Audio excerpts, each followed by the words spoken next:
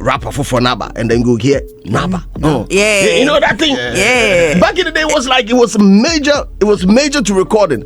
Yeah. These days, the new school don't really do a lot of ad-libbing. But ad-lib, it be sweet past the song. I'm telling you, it adds a lot of color to a song. Yeah. It brings out. No, it's not just artistry, but it also enforces the real meaning of the line in the song. Yeah.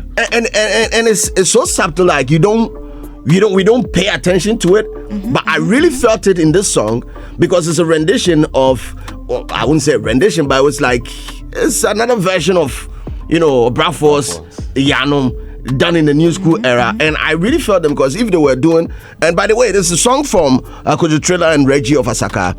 If they were actually trapping like the normal trap without ad-lipping, maybe I wouldn't get the full meaning of the song. But they did great on this one. Klah Tilly and Reggie with the song Muntie taking off their new EP, How Did We Get Here? And we're live. I'm asking you, how did we get here? It's a Saturday. Showbiz Review Extra. My name is DJ Slim. How you guys?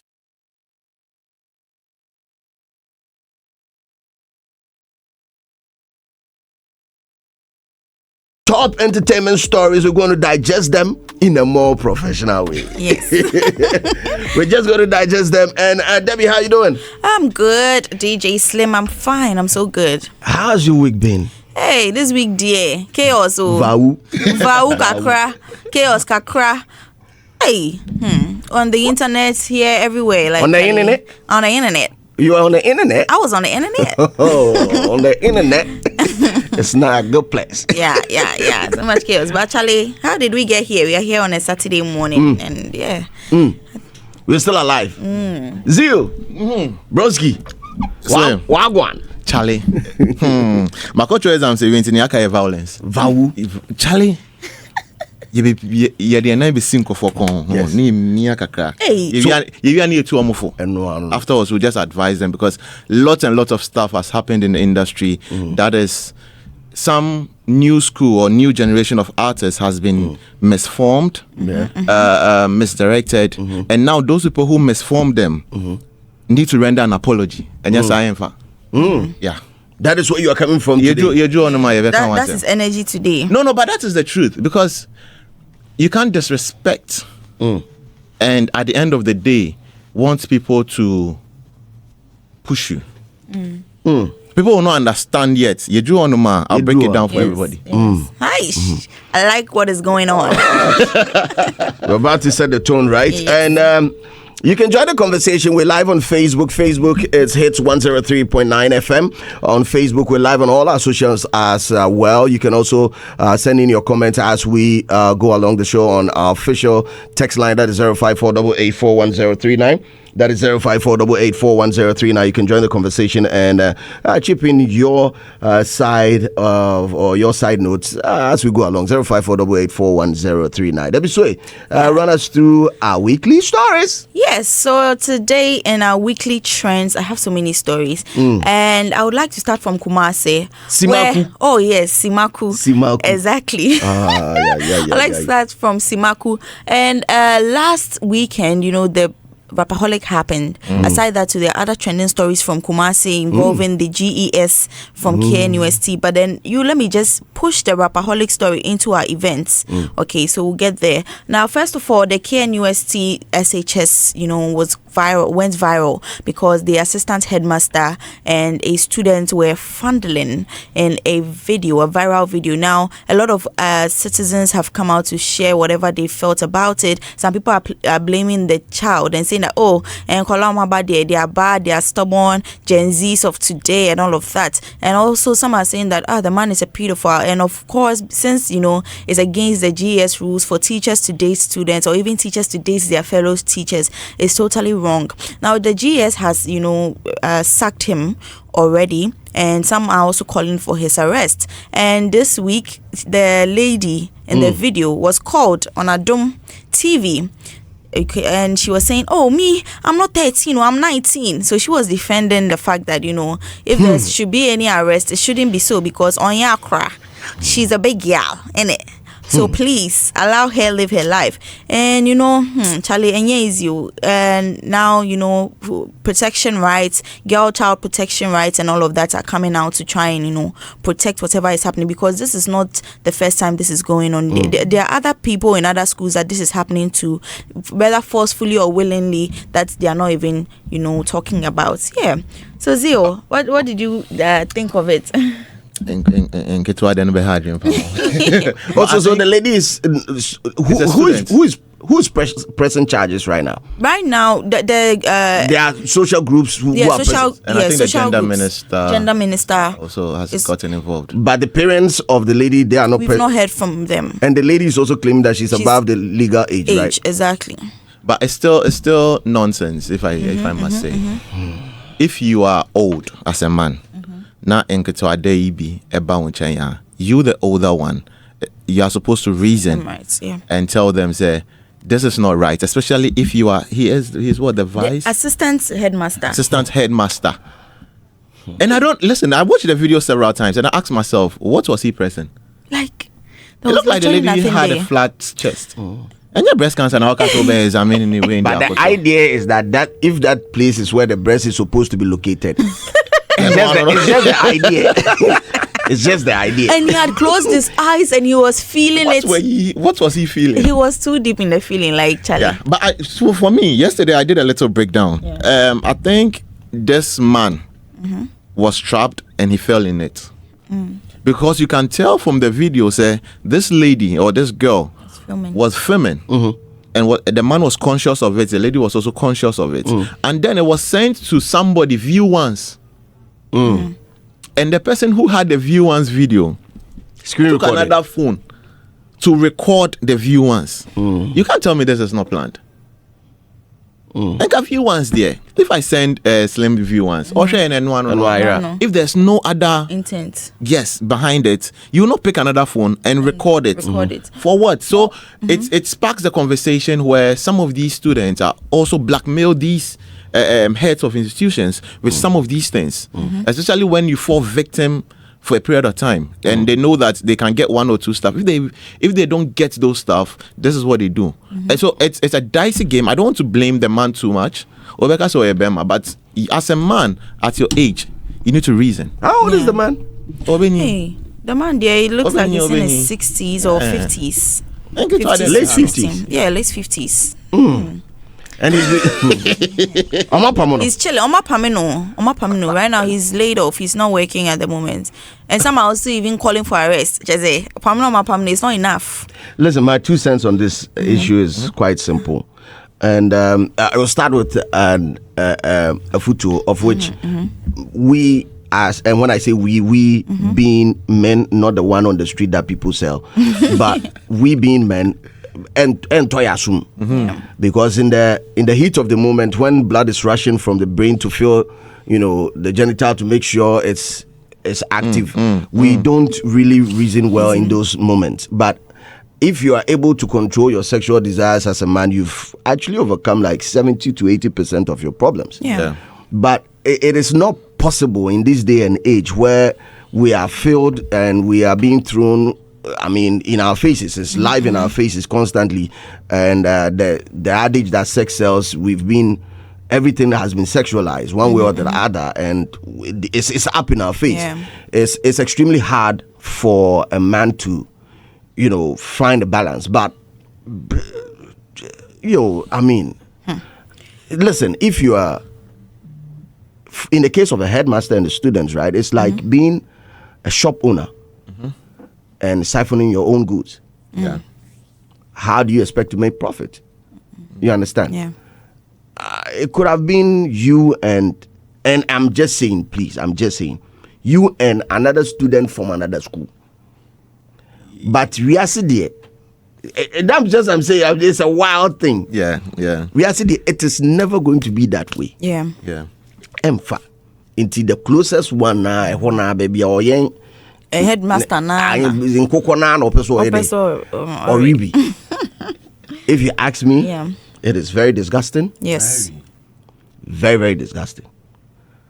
And the part that scares me is it is not forced. Yes. It doesn't look like a forced. No, never, not at all. If you really look at the video, as body language, everything shows consent, proper consent, and that's the scary part. So imagine the number of girls that age who are willing to do that with other males of that age in that same school and in other schools. Yeah. How would they even focus on their education? Let's now lower it down. Let's take the old men out and lower it down to their peers, of which we've been through it. Yes. You're going 10 years. We've been through it. Let's not act as if it's strange. Oh, it's true. It is not strange, but how they've normalized that. Yeah, exactly. It's too normal. To the extent that, because when we were young, we had stories of students dating teachers, students dating headmasters, and all that. The part I young TB was the sugar mommy is stuff. We never heard of that. Yeah. It was and none of it baby knew say headmistress they choose some boy for there. That one it will scare we small. But the headmaster student type of relationship, we've had it over and over again. Yeah. But for them to carry it to the next level of having a recording device whilst doing that is a little bit and extreme. even phones are not supposed to be used in the school. Exactly. So my little research again tells me that the lady used the man's phone. Hey. Yeah. Hey. Do you get it? Yes. And it makes sense because if Debbie, you and Slim, you are doing something, and Slim doesn't want it out, or by advice, say, okay, use my phone so that I will delete it later. Yeah, and it's or no, so no send it. I'm just trying to. Why capture these intimate moments? What that will get you into trouble. No, it's not even about getting you into trouble. Why capture intimate moments if not for commercial purposes? What are you using it for? So then again, it goes back to me thinking that the lady and some friends is a strategy. You deep it very well. They've sat down to plan and plot and execute. Planning and plotting. Do you get it? Because at the end of the day, what is the lady saying now? She says she's 19. She's not 13. So those defending, I understand. Maybe she wants you to defend her, but don't push out the wrong, See, whether you are 21, 24, there's wrong. one thing, you are in school. The man is your assistant headmaster. It is not allowed, no matter the age. No, what if the lady comes out and she's saying that she's madly in love with the man and then everybody go bed? The law will still work. You won't go anywhere. We won't go bed, yeah. The law must still work. What a crazy world. Wow. Anyway, let's move on then. And let's move on away from that. Now, I don't know how many of you use DSTV.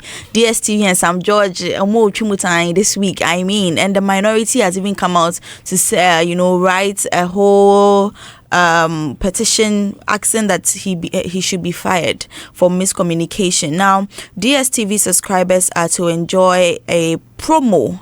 From what we know, initially Sam George came to tell us that they're going to reduce. They're not going to reduce the prices, but when you pay the same amount, you're going to get more. And DSTV communique came out and said that no, it's actually a promo from now to December. And after December, they're going to find out if they want to continue that for Ghanaians or not. And so the whole miscommunication, no style, but. I think right now we know the deal. Now it's a promo. So just enjoy the promo while it lasts. After December, we'll see if we'll go back to our old regime or we'll still continue the promo. So, Charlie. Jatapa na izi. Adane atasaro. From Jata to Atasa. No, but I was seriously rooting for him. Yeah, for a communications minister. I was seriously and this agenda, I know people Tilly has been one of the people who push the agenda that DSTV is luxury, and therefore we shouldn't, it shouldn't have that level of worry and talkability that is. But seriously speaking, if it's about price control, then it's a laudable cause. Yeah, it makes sense. Yeah, it's a very, very laudable cause. I don't know if because these days and age, you need to verify a lot of information before you talk about it. Because I saw another publication from DSTV that was also counted their initial statement saying that it's not a promo, but people need to understand the position of DSTV in this case, right? They are available in like 52 countries in Africa. Yes. Now, there's been several countries that have pushed against price reduction of DSTV in their countries. DSTV, they've been down this road. They know how this terrain. They know how it works. Yeah. This is not the first country. Ghana is not the first country to push back on their pricing. They can't be seen in a position of weakness. Because if they are seen in a position of weakness, if they are seen as Charlie, we go into the Ghana territory, then strong arm we them force we to reduce. Do you think the Nigerians are going to stand by their $21? No. I think they've also started a conversation. Do you think Botswana is going to sit down? No, everybody is going to. Do you think Eritrea and other countries that they are operating in are going to sit down and watch as Ghana's own gets reduced? Well, they pay the same. No, it's not going to happen. So they can't be seen in that way. And I'm shocked. Sometimes we need to learn the hard way. I'm shocked the communications minister didn't actually look at it from that level, because he would have been successful if he went, if he did the submarine approach, went underground and dealt with them, for them to come out with their own reduction. Yeah, he should not have even said it. Exactly. Coming to that. Because once it's out there and it's all on social media, it's being splashed on all the websites and all that. Exactly. If any other country gets a whiff of it, it's a done deal for DSTV. Exactly. So they are going to make you a laughing stock, and that's exactly what they've done. So he moved from a communications minister to a marketing manager of DSTV in a second. And now I'm thinking of even buying some.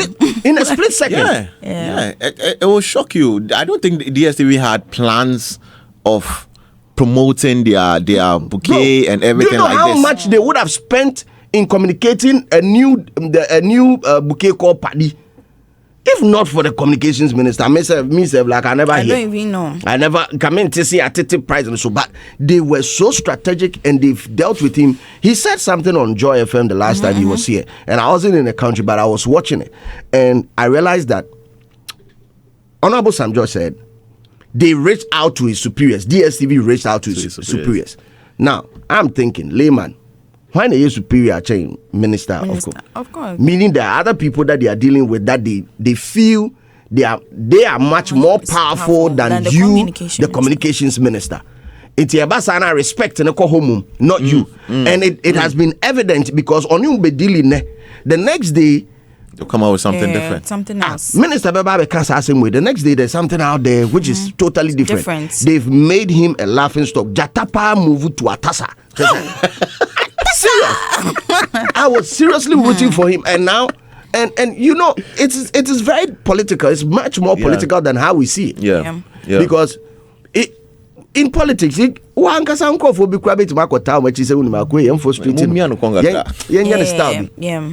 because thinking about people in the NDC who now have that aura and that type of personality to not to even think of leading the party, but paying for a party. Some is a part of it. Some George but these days the whole week, in fact not just the whole week, months now, 2 or 3 months now, Jack and he also came out to even say that we should stop using the Nigerian DSTV. Because the thing is with the Nigerian DSTV decoders, they are cheaper than the Ghanaian ones, and the DSTV is saying that the reason for this is because with Ghana they pay more taxes than in Nigeria, so it's only fair that they up the price so that they still get their profits. As I say, it is their challenge. I think MultiChoice should come out and actually thank Sam George for the promotion for this past weeks. No, he's the marketing manager assistant. It has been huge. But you see, one other thing I find very worrying is in a video I saw, the Honorable was asking for a price reduction, and he stated emphatically that he's not going to accept any upgrade or downgrade of any package. But here, this is where we find ourselves. That is what is happening now. And for some of us who have been using DSTV for a period of time, we know that this is what they've been doing, especially when the football season is over. They give you an upgrade for you to have a feel of the other bouquets Yeah. and all that. So It's not new. yes, and even from the minister himself, Yeah. he said that every 3 months there's a committee going to review. How is that different from what DSTV came out to say that it's just for 3 months? Because the next 3 months is December. So if there's a review and we go back Yeah.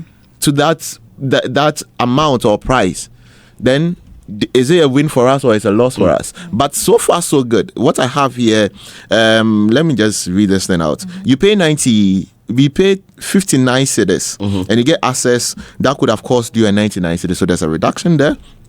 You pay 99 cedis and then you get a bouquet that was worth 190 cedis. So there's a reduction there as well. And then we come to the 190, which previously used to be 380, and it goes on and goes on. But the last, that is the premium, where you get to pay 865. And the unyashwe.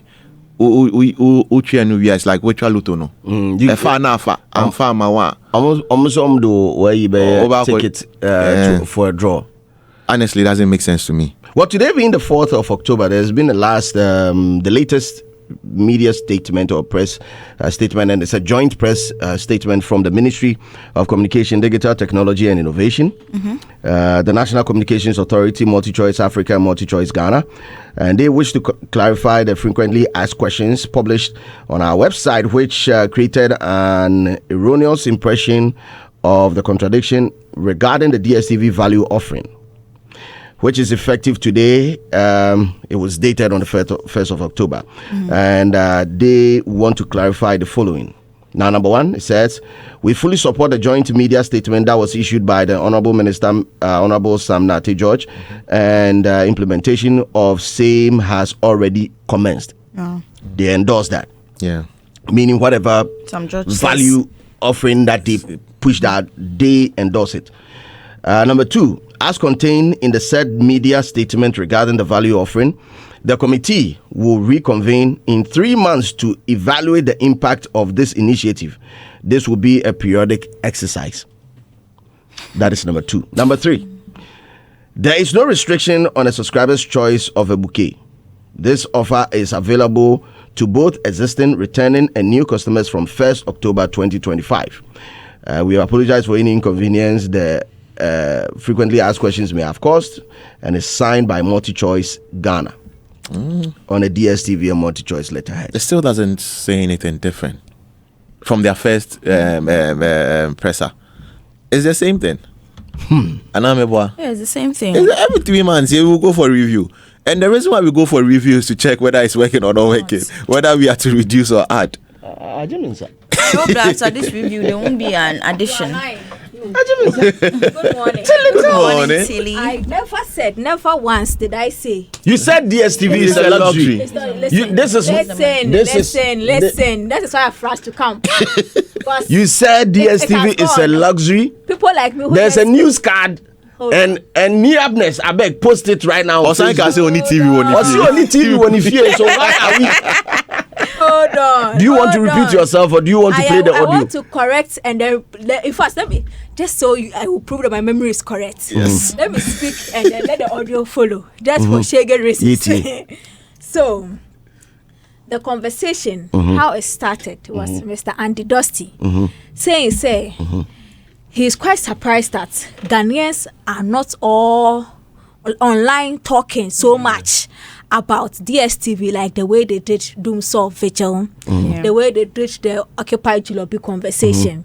And he even made an example. Thank God for good memory. He even made an example with the fact that DK because Ghana Tokwa we see what Twitter because nobody has time. Twitter and Tokwa. So he doesn't see that momentum that we gave with Julobi and Doom Solve Vigil on Twitter like that. And I'm saying, so you were just opposing it. That so the intensity of that one. Let me finish. No, let me finish. No, but see a content.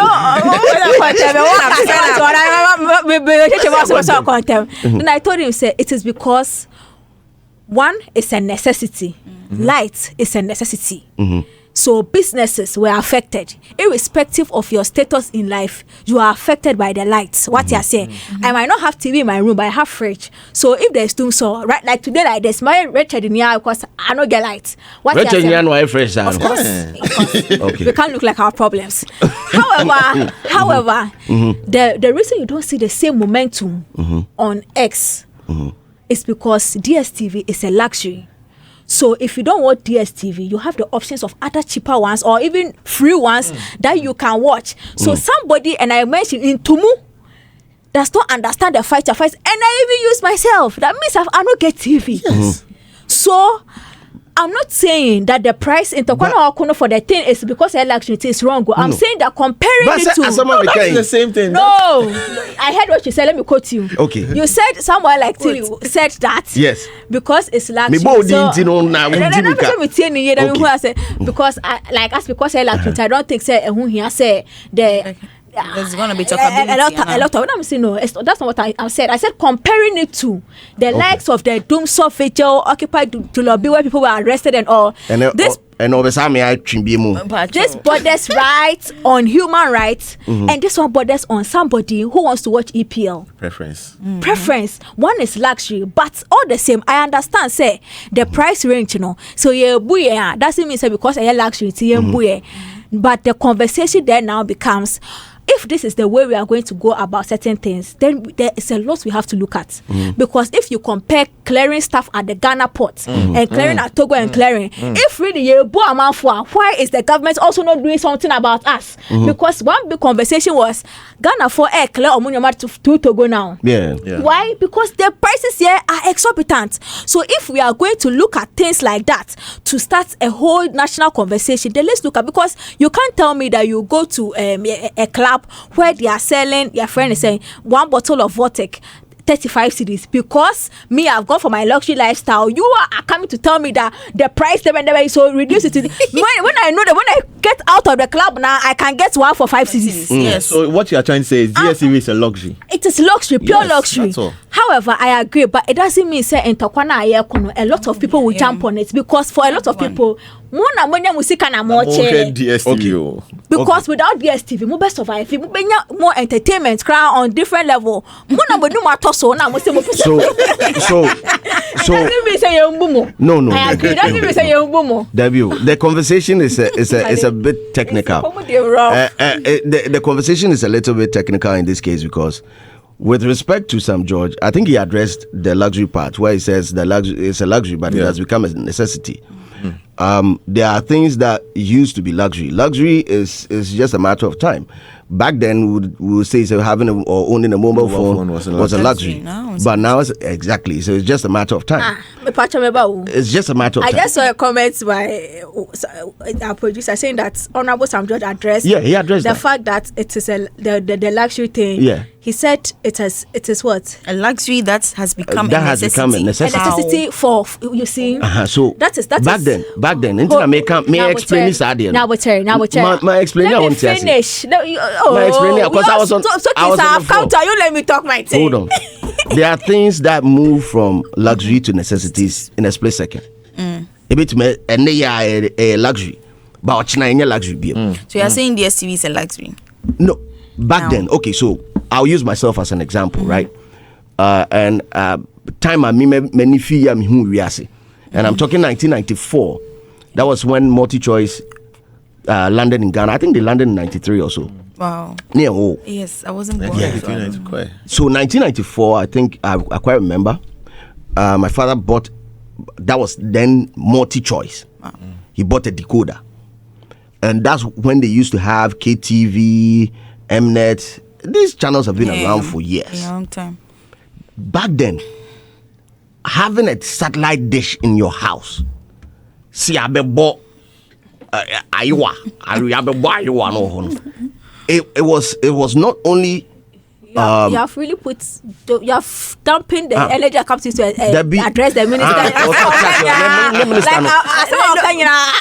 When I'm ready to address you, I will let you understand. I want you to understand it from that angle. I understand. I have my response in my mind already. It will change them. It will change. Having that dish in your house is like a social symbol.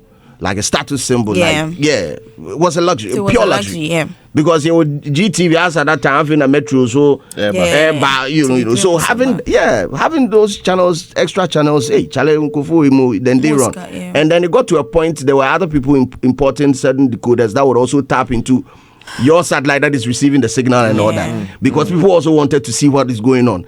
But a move free ho, and as at that time, EPL and all those leagues, they were still on. They were still showing the Bundesliga and all that on, but it wasn't the center of attraction. It was like people were not buying DSTV or multi-choice because of that. Now it has grown to a certain level where it has become a part of people's lives. It doesn't mean it's a necessity. That is the mistake. And the minister for a minister of a country like that be slave. A priority. Listen.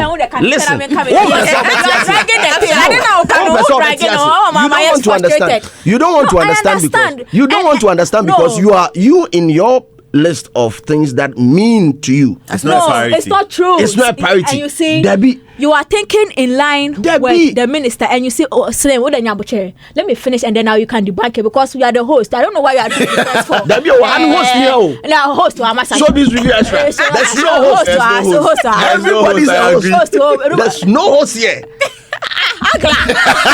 There's no host here. Agla, talk to your wife. You know they see what they go on this show. Listen. We are in Ghana. Yeah. This man, we are talking about Sam George. Yes. It's not the guy in opposition. When he thought that LGBTQ was a problem, so he has to push for it. Whether or not it was viewed as a national problem at the time or not, he has to push for it.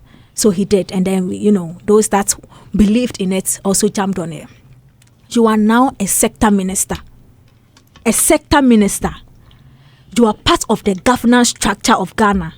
And the governance structure does not only take care of the elites in society. No. Yeah. It takes care of everybody, from the elite to the to the kenkre to the kankrine. If somebody tells you that on the scale of preference of things for Ghanaians, DSTV is not among, as a sector minister, you should know that it is not among. How? Let me finish. I beg. Don't how me. Let me finish. I want to know. What started from 1933? You said started from 1994. What you are saying? Yes. So the fact that if I will be surprised that Honorable Sam George is telling me that in Ghana, where right now is your tour, make quiet then even now, right now, I don't even But care. that's not in the sector. No, listen to me. Charlie, if you know what that's not in because I'm trying to make a case about something and This one, allow Tilly. No, he doesn't want to listen. So let's continue. You are telling me that in a household, my compound house, my entire household, nobody uses DSTV, but we are entertained. Yeah. So because you are telling me that in the world of the elite, because Oman share EPL or Muntimin Dantino, it has become a necessity for the entire nation. What are you talking about? No, but I know that it's not even in the elite. No, wait, go to Circle right now. Because Circle is here. The boys that are watching, you know they pay to watch the EPL. And are you telling me that if those boys are not watching EPL, they won't get any form of entertainment in this Ghana and they will die? Who told you? So what are you talking about? No, you are measuring two things. I'm not measuring. No, I'm not measuring. Listen. Don't put them. No. The fact that boys want to go and watch EPL doesn't mean that if EPL is not showing or if there's light off, the boys will not survive. What are you talking about? Then, okay, in that list of things, then we also need to talk about environmental issues because let's come. So let's look at the sector. One sector. DSTV. Also, boys that watch EPL, and it's part of the conversation of DSTV. And I'm telling you that on the scale of preference, you cannot convince me that the way Ghana is right now, you are telling me that DSTV, whether it is for even for the elite level, for the medium and for the low, it is a priority. It is never a priority. It is not in his sector. In his sector, he has talking about DSTV. What are you talking about? Sam George sector, he's done the. It is not the president who is dealing with it. And now he's putting the DSTV as the next in line. So and are that is you what he's telling me? working on. No. And now he's doing DSTV. This is even terrible. Slim, no, this is your defense. You were Ghana, and I inquire. Ekoshe channel bi na omuku obi wakaswa. Let me tell you. Hold on. Slim, hold on. Some 2-3 years. Hold on. I went to Dunkwa, my hometown. No, I mean story maintain teaching. I'm telling you. Start the story so that I can. I'm saying your Ghana hana in Karabi Koshe. You see ritual. And a big conversation said the kind of content amount for show channel so no M1. I went to Dunkwa this year. Look at how long that thing was. I went to Dunkwa this year. The kind of content that is showing on Dunkwa channels is crazy. You are telling me? Are they national channels? Hold on. Yes, there are channels, TV, all these things that are out there.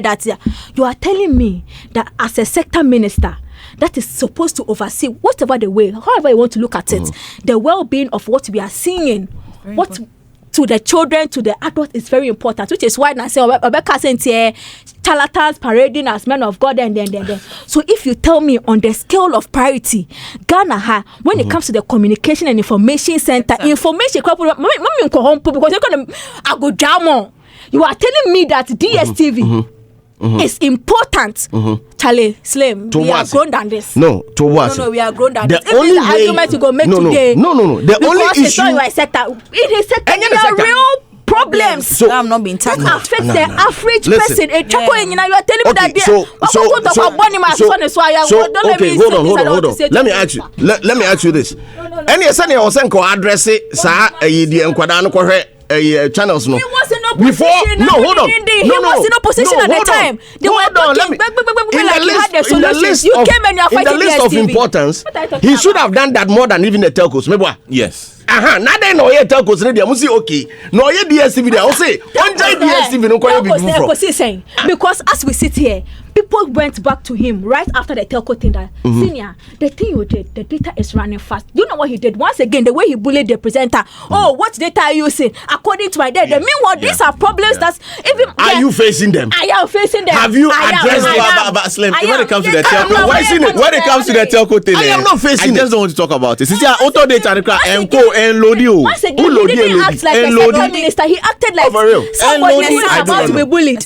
And then he intentionally make it seem like you don't know what you are talking about by saying. Meanwhile, you see a data no.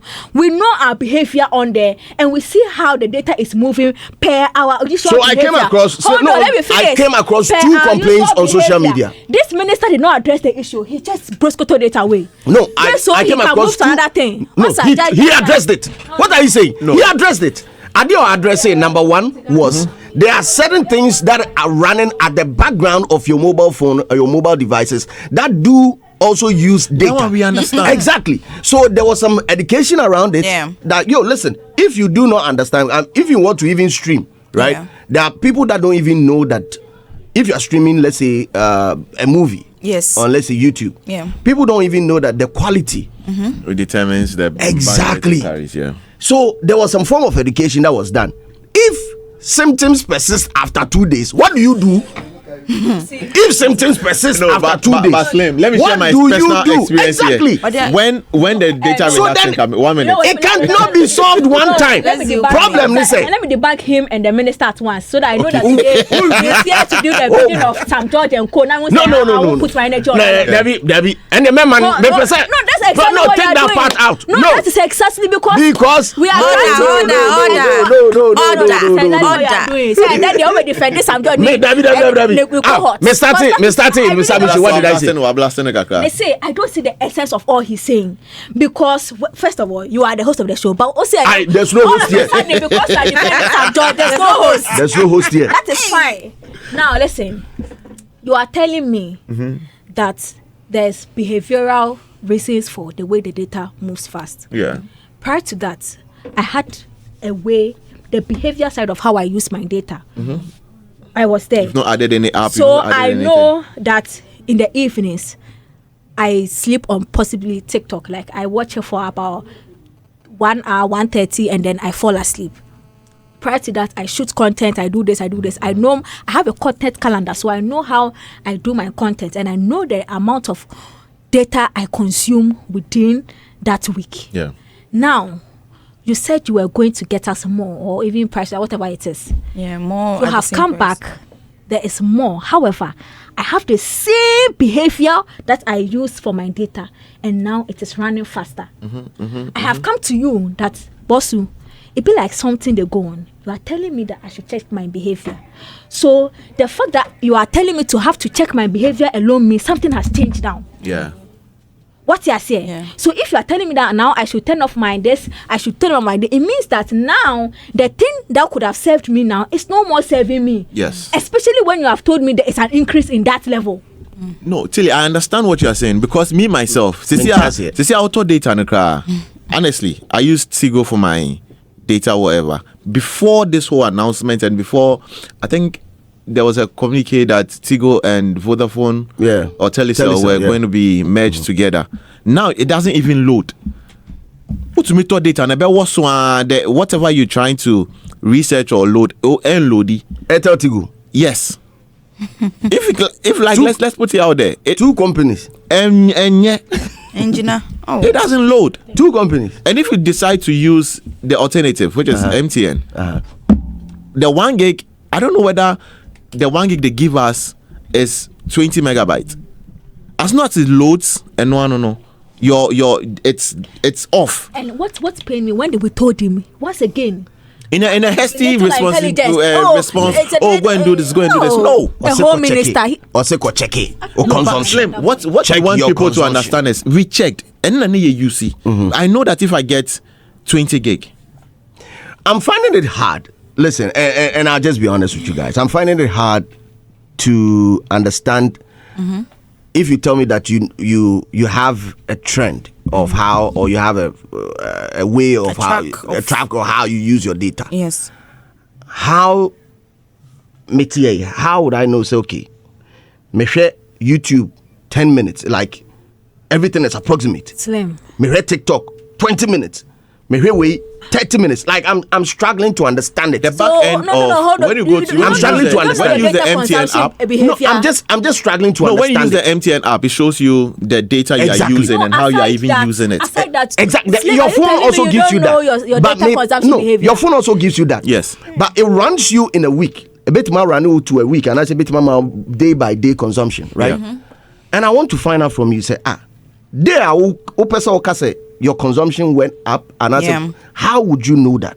Say, and no echo through on this day, so it affected the total data that I have on my phone or had on my phone. How would you know that? How are you telling me you cannot check your data? No, I'm just saying, say. Listen, I'm just saying, say. Today you shock me. Wow. I will shock you more. Really? I will shock you more. So I'm just saying, say, the man said, check your data consumption. Check, there are several apps that are running at the background of your and they'll consume. So if symptoms persist, hold on. After 2 days, one more time. You said there are several apps that run at the background. Yes. So now here is the question: if before your data interference thing that you did for us, there were all these apps running behind. However, my data could last for 3 days. Yes. Even with the things that were running behind. Yeah. And now that you say you have fixed the problem and has probably given us more whatever, now that same data that was running me 3 days is running me 2 days with the same apps at the background. Are you telling me there's no change in the value? This is mathematics. Mathematics are data. Then you present that data to them and then tell them that X, Y, Z. You understand? Also, I'm checking back. The whole issue is said there are more necessities in this sector than DSTV nowadays. Because look, we have data problems. Even content on TV is a problem. Certain content. That's the whole thing. Like we are moving away from the whole issue. Okay, my statement may stand on it. May stand ASA. He did not try because try now or try and a error. The trying that he did or with respect to DSTV, am I error? Error no, it will be how the person will look at it from. Yeah, the person will say, okay, now there's been an increment in value, right? Some will also look at it from the level that, look, this is what we wanted. Yeah. We wanted a price reduction on, let's say, X. Do that and then let us be free. He had to go on several media platforms to explain. Yes. But he has done more for DSTV than what Ghanaians sent him to do or what he decided to do for Ghanaians. That is my stand on it. Okay. With respect to other things related to DSTV, there's serious politics, I believe, at the background of it, made some look one way or the other as Onye on top of his game. Yeah. It came out very, very wrong. That is how I see it. But I'll leave that to the public as well. So, but Robert, welcome. Thank you, Chief. Everything cool? Everything cool. People they argue too much. Yeah. You know, they make we they listen. You know they make we they enjoy it. Tell us. What's this? Tell us. You guys all for day guard. Look, you can't disrespect we the audience. We are sorry. Yeah. We are sorry. On DSTV. Some judge did two things. Yeah. He got more value and then he got reduction. Yeah. So he's done that. Finish. I don't know what the argument's about. Tilly, It's the explanation that basically didn't go down well Yeah, with a lot of people, but it's that's what it That's is. it. Because emphatically he said that there's a reduction. He's like, you know, when he was talking about, I think what they did was a change in the value, like there was a same name maintained, but the value changed, and then there was a reduction as well. Exactly. So there was a little bit confusion for most people on the part of the name maintained. That's it. But otherwise, it did times two. So that's all. well, okay. Confusion started what? Tilly. Necessity and luxury. Necessity and luxury. But Tilly is honor. luxury and whatsoever. Tilly is also right. I know you one. I know you one. Luxury is something that is, you know, for okay. Let me focus on necessity. Then it becomes easier for you to understand that. To understand what luxury is, then I mean, it is what it is. Necessity is something you can't do without. Exactly. And that's it. Exactly. And economic terms, or you know, what she clearly said. I mean, if she says that DSTV is not a necessity, then she it's not a luxury. Then And in the list of things luxury, that the sector minister should be addressing, DSTV isn't one of it. It's not a priority for now. No, if you again, then that becomes an issue of Tobo. Don't talk. Don't talk. Let's move on. Today, that is the energy he's bringing on the show today. I'm going to be very relaxed. So, yeah, you are right. Let's move on. Please, let's move on. Zeal also made mention of something that is also important. You also saying that the DSTV package, that value addition, is something that's been in existence for like when the football season is over, they have this promotional package they do. I think we've where run they that elevate thing, your package to the next level for you to view what is ahead of you, so that if you have interest or you develop interest in that particular package, like you are on compact and they give you compact plus for the same value of compact, just to bait you. So it's something they've been doing, but the only difference here is the fact that there's a price reduction associated to that one. My worry would always be the 3 months review thing. But if it's 3 months, it's 3 months. I mean, yes. I don't like. So after the review, There's a reduction, right? For now. Yeah, so there's a reduction. For I mean, 3 months. But there's a reduction. So maybe after 3 months it will go down further. I don't know. Maybe after 3 months it will go up. Yeah, it could. But at the end of the day, there's some reduction. Some reduction has been achieved for now.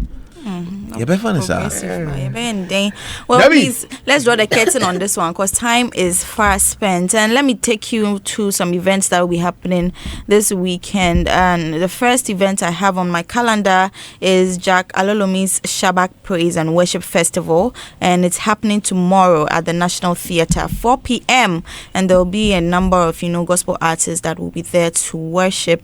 And so you can grab your tickets and be there. And also, Women in Worship is also happening at Jolu, and it's hosted by the Women in Worship, of course. And 4 p.m. is the same time, and it's happening at the Perez Dome inside Jolu. Last weekend, DJ Slim, you are the Rapaholic, right? Yeah. So last week we didn't come here, so we could not even talk about it.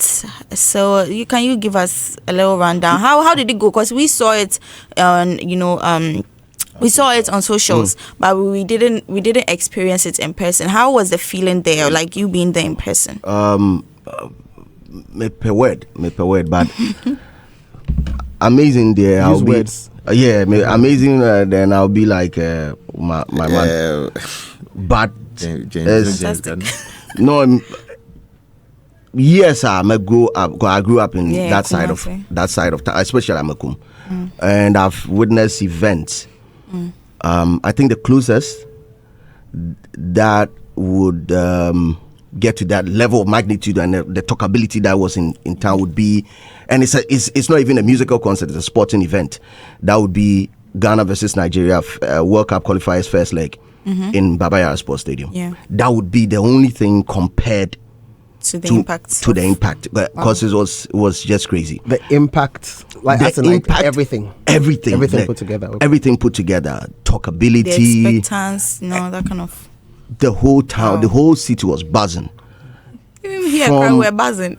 From a Joso where I got down to eat some fufu. Everybody's talking about it from a Joso, and we had people coming in from Konongo, people coming in from Sunyane, and these are like an hour drive away. That should tell you how big that event was. And Charlie, big ups to first and foremost the brand Sako there, and big ups to Event Factory, the people behind it. Because I got to Kumasi on Friday, and I drove straight to the stadium. I wanted to see what was going on, and Charlie, the level of detail with respect to the production team was just crazy. And I'm sad we are still yakeche kakra, because this event it has done something for Kumasi. That is why some of us were supporting it wholeheartedly, because the brand Kumasi was noted for something else. With respect to event, I'm not going to talk about it, but we know. Now, as you don't know. But now, Sakwa at to light, at to so, and now it is a change. Say, when it comes to a musical concert, you can also host it there in Kumasi. And his team did all the right things, because I said it in my editorial the last time. He had to fight nature. And trust me, there's nobody who's fought nature and won apart from Noah. Noah said, if somebody give him tip off, say they can't destroy, because you can't fight nature. People passed away during his promotional month, times that he needed to get to the grounds and start activating. People passed away, and he would have seen as somebody who is insensitive if he was still actively promoting this event. After that day of the event, a day and two, now it's just started. And he had to get on the grounds, see this person, see that person, rally. Charlie, the guy forced. It was beautiful. He forced. That thing, he over me. He over me. When I got to the place, he over me. And I wasn't expecting anything less, because when I got to one of the sales points for the tickets, they told me that when Sarkodie got to town on the Monday or Tuesday, by Wednesday, 500 tickets gone. They had to request for more. Wow.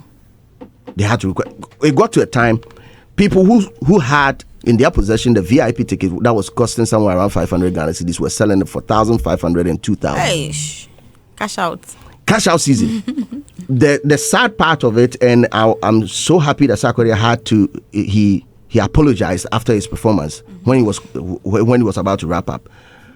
The people who paid for VIP and VVIP treatment, and also people who bought tables, Charlie, them vex. Them vex because when the rain started, I think it took 2 times Anajuno. The first one, they were calm, cool and collected, and even Sarkodie's father was there. People in the VIP and VVIP, because they had barricades, they had military people, they had security people at the entrance. But second one, which was quite heavier, drove everybody away from the VIP because it was not covered. We said red stands and place be anywhere. It drove them out, and then people from the popular stand came through. Bro, what to table 20,000, but common comes nene wuche.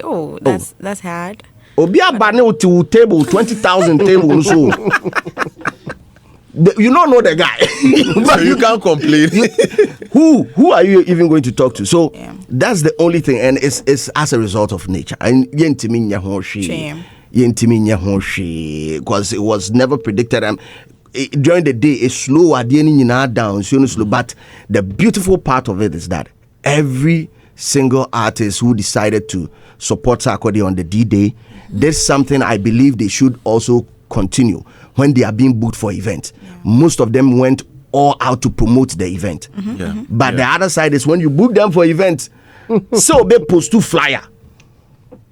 And also a conversation for. But these people were on their own. And Sack said it in his interview that he did not actually call anybody. People reach out to support. And that's the type of energy that we also need to. Exactly. For the ecosystem to benefit. Because in fantasy will be a boku.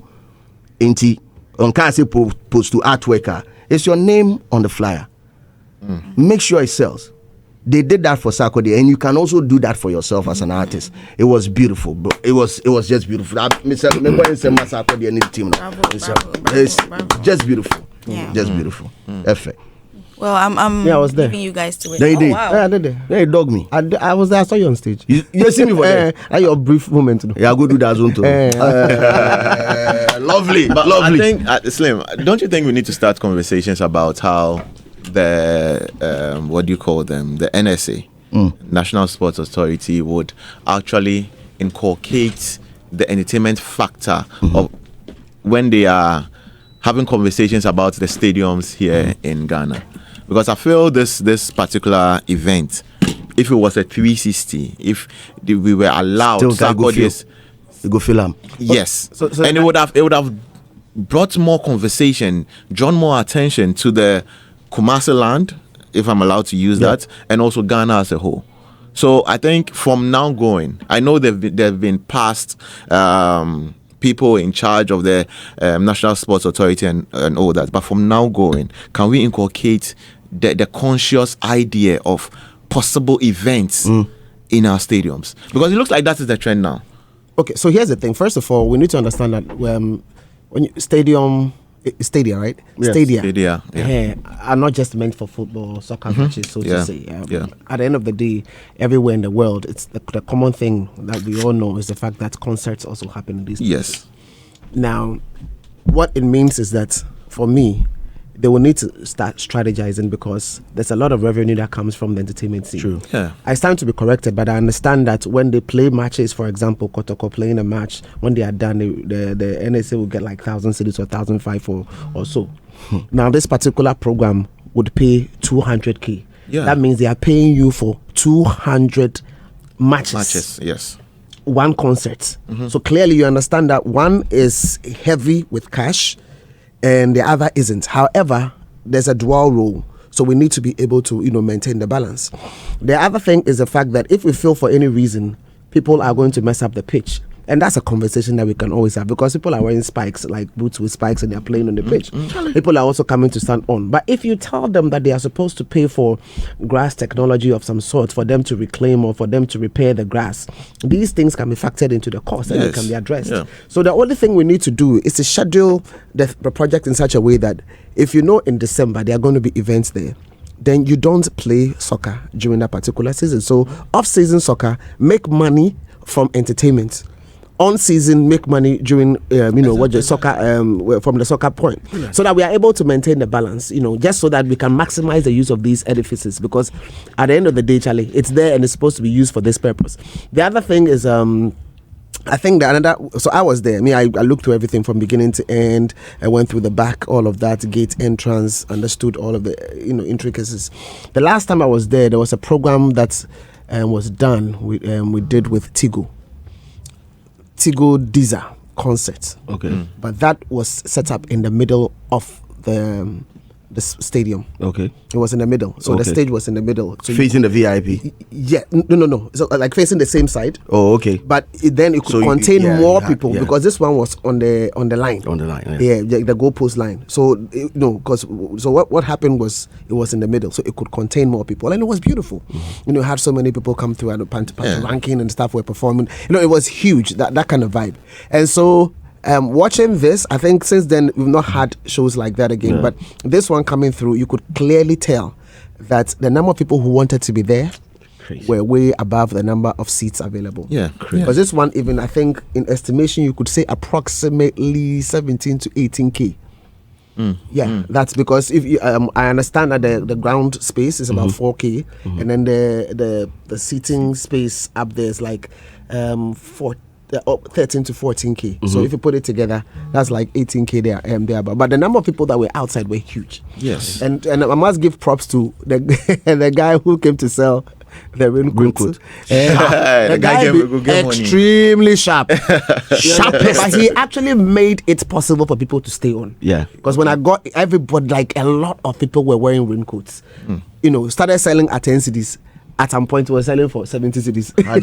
That's all. Demand and supply. And it was beautiful. It was beautiful. So for me, I think that the biggest thing standing out is the love for music. Yeah. The fact that the fans were there, they wanted to see Rapaholic happen, they wanted to see the artist, and so they defied the rains, and then they were in, literally waiting, wanting, singing along, high energy.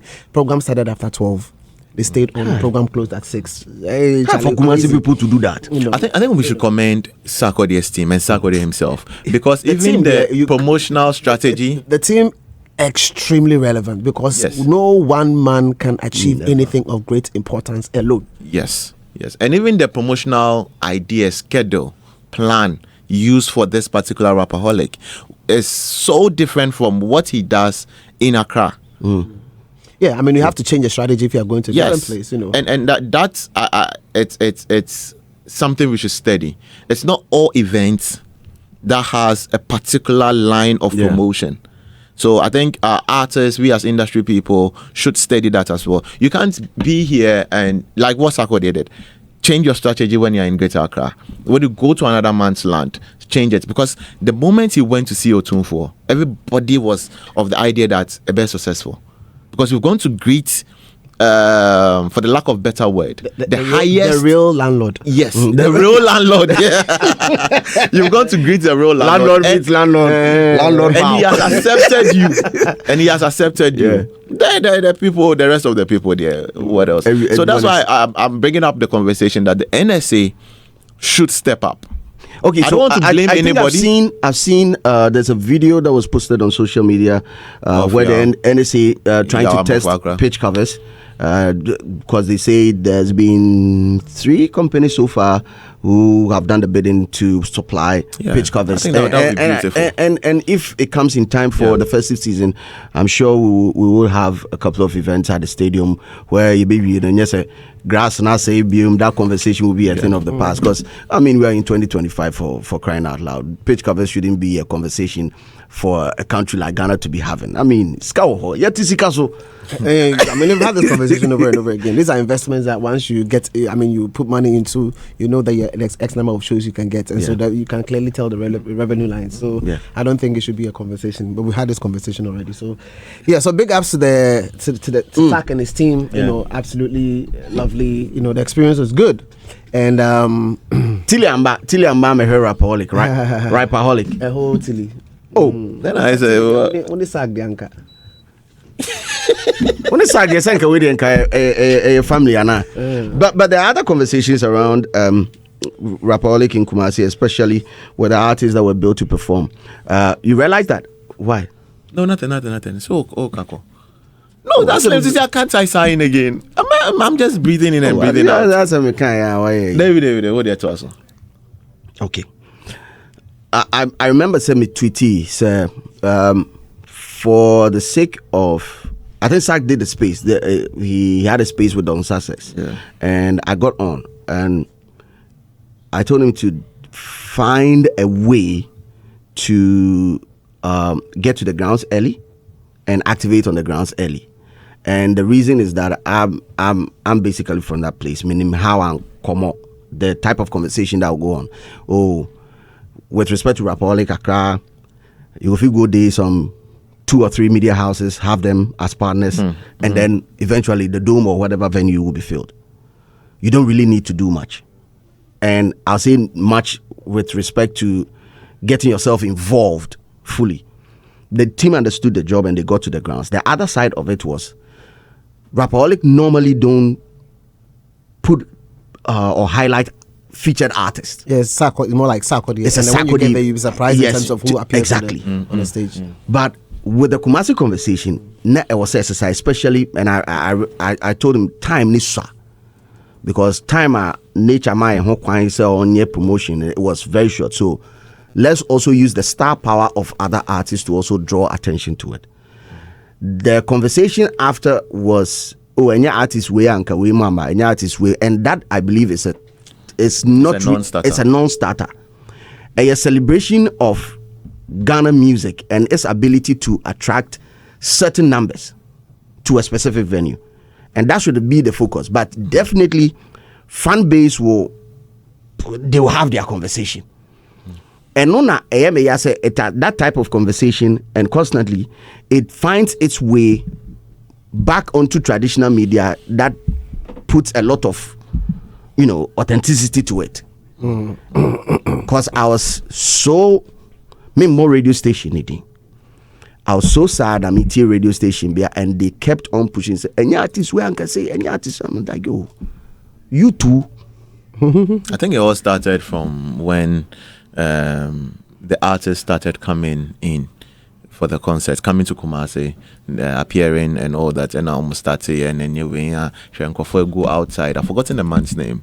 He was. Can I say something to that? Okay. They are not wrong. The reason why Sarkodie will say, "Come on my show," is because he thinks you have something you are bringing. To fill a space like that, then why didn't he just, if he says he's going to announce other people or accepts that he's going to announce other people, which is away from his usual way of doing Rapaholic, then it means that he's counting on the fact that if I announce, maybe we'll fans be on more baby, maybe I'm going to check Saxaro, they will come. Some 2% be from here. 2% be from here. So if there's somebody on radio saying that it's because of this person of the, I don't think they will buy it. Who first one is saying, you are on stage and then you didn't bring anybody. No, but see, what you are getting wrong is after the whole thing, the conversation being like, if he wasn't there, it wouldn't have been a success. No, but you see, that's the thing. Did it happen that way? Did it happen that way, as in like, was there a situation when he came? As we even sit here, we don't know for sure the number of people who came, the number of people who bought tickets before this. We don't have that data. One you can have wild guess. We wait to many wild guess because and they say seating capacity. You cannot. It's a wild guess. We cannot have because the ground was very, very packed. Yeah, the ground. As much as for the stage, close to the stage, there was no. We're touching the stage. We need a stage. We hug the stage. The ground space. They had about 4,000 chairs there. Oh, okay. So that's what I'm saying. That it's 4,000 plus the 13,000 plus 13,000 and something in the stands. So when they put it together, that's why we're saying that close to 18K. Robert, but even the ground at some point it wasn't the sitting. It was so what happened was those who were in front started standing. And then when you stand, then those who are seated are like, let me try for stand. Then everybody started standing on the chairs. Oh, okay. So I even said, like the guy who ran the chairs, by this time they cry. Because people stood on the chairs essentially, to jam. So that's the kind of level that you experience. So clearly, Charlie, at the end of the day, the people who were in front of the stage, that is your regular Rapaholic audience, 4K, thereabouts. Right now, you're going to add another 14K. You can't use yesterday's strategy, or you can't use the strategy for a different area. When you are going to stadium, you're looking for extra 14K to fill the place, and that's what they did, and they delivered. And as a matter of fact, if based on this particular strength, they know they could have done middle of the place or even next time, because you see, if they were focusing on the entire place, they would have dropped the pricing. Yeah. Then when you drop the pricing, because you have another tier, then you can have more people also participate. So, but at least now they know that people can pay for events and attend. And it doesn't matter whose audience it was that's overshadowed Rapaholic. As long as we sit here, I don't think nobody, any audience overshadowed exactly. As long as we sit here, we don't call a Rapaholic. We don't care. Those conversations are so Karaje Kasa. But at the end of the day, I brought you on, or you decided to join. Add value. Yes, you've added value. Yes. What is my? I think we should also commend the Sack Nation, Charlie. These I call them the Kumasi superstars, the artists from the land. Kweku Smoke, all those boys, they did amazing. Was it a Tim's concert? Timbaland. Tim's. If it wasn't black, it was the brown one. Timbaland. It wasn't part of the invitation or what? You just don't know. Timbaland sponsored that event. Big ups to the whole team. No, and Sack, come on. Sack Nation for almost out. The ones that left Accra to go and do activation in Kumasi. Father Success, Don Success and Co. They really pushed this thing. Like they did activation, proper ground activation. I saw some videos where they went to the street, tried to go and activate the sound. Now you are coming alive. Don't know from where, but baby boy, to be drop crying Kusiaga. Who do I miss my head? Oh, yes, DSTV. We have this conversation offline. Thank you. DSTV deal. Yeah, but all the same. I think they did a lot of good to their brand, and I think the amalgamation of Sack Nation, Kumasi, Sack Nation, Accra, so add a lot of vibes. I say we are all on the same wavelengths. We are coming to join you. You know the terrain. We also know the concepts we are bringing. So now let's think of ideas on how we can activate it properly here. And it worked. It really worked. And I see say so Sack and Sack Nation, Kumasi, they are having night. But I have an issue. Why not go have? I have an issue. It's and I think it's not just me. When I was assuming that, and I don't have an issue with the person they chose, which is Paradise, to start the whole MCing thing. I think he did amazing. He had lots of time, and he was able to wow the crowd. He was able to ginger the place before the show even started. But my issue is, couldn't they have found somebody from an MC or high person from the land, from Kumasi, like portfolio? Yes. Like portfolio. Okay, so the question you should ask yourself is, was it a spur of the moment thing they had to consider because of the situations on the ground, like the rain and... I listened to Paradise talk about how he was called. He was even there before the show started. He was called. He didn't know that he was going to be the hype man for that period. But he was told later by DJ Mensa, and then he took stage. So it's not like it was an immediate... Papa, come and do it. So the thing is, because he was called the format of the program had to change. You understand? From the beginning, you had things in mind. It started raining. If artists are not going to come on stage almost immediately, then you have to get something going on stage until such a time when the artists were ready to come through. Because when the set of artists are ready, it's supposed to be back-to-back performances.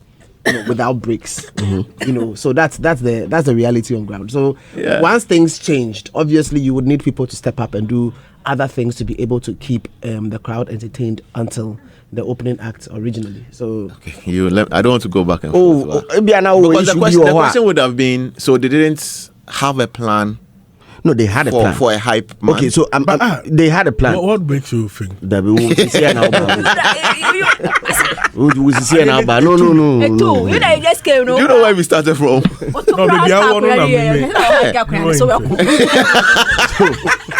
What I know is that because I was on stage and me take conversation, they had a plan, but Insiono kept on changing it, and it got to a point where they were listening. Like you realize that the organizers were actually listening to the people. I'm more concerned. Some were leaving and all that, and they were listening. That Sack is tweeting, but he's not here. What's up? And I said it somewhere that Sack tweets,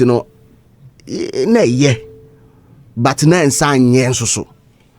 I think it was good and it was bad. Now I'll start from the bad part. The bad part is people felt that Shahin, like we came here to see you. You know the traffic he did inside before he got there. Exactly. The traffic, Maji. I know. But where I park for? So it was crazy, A fear. They had to carry a fear. They had to carry her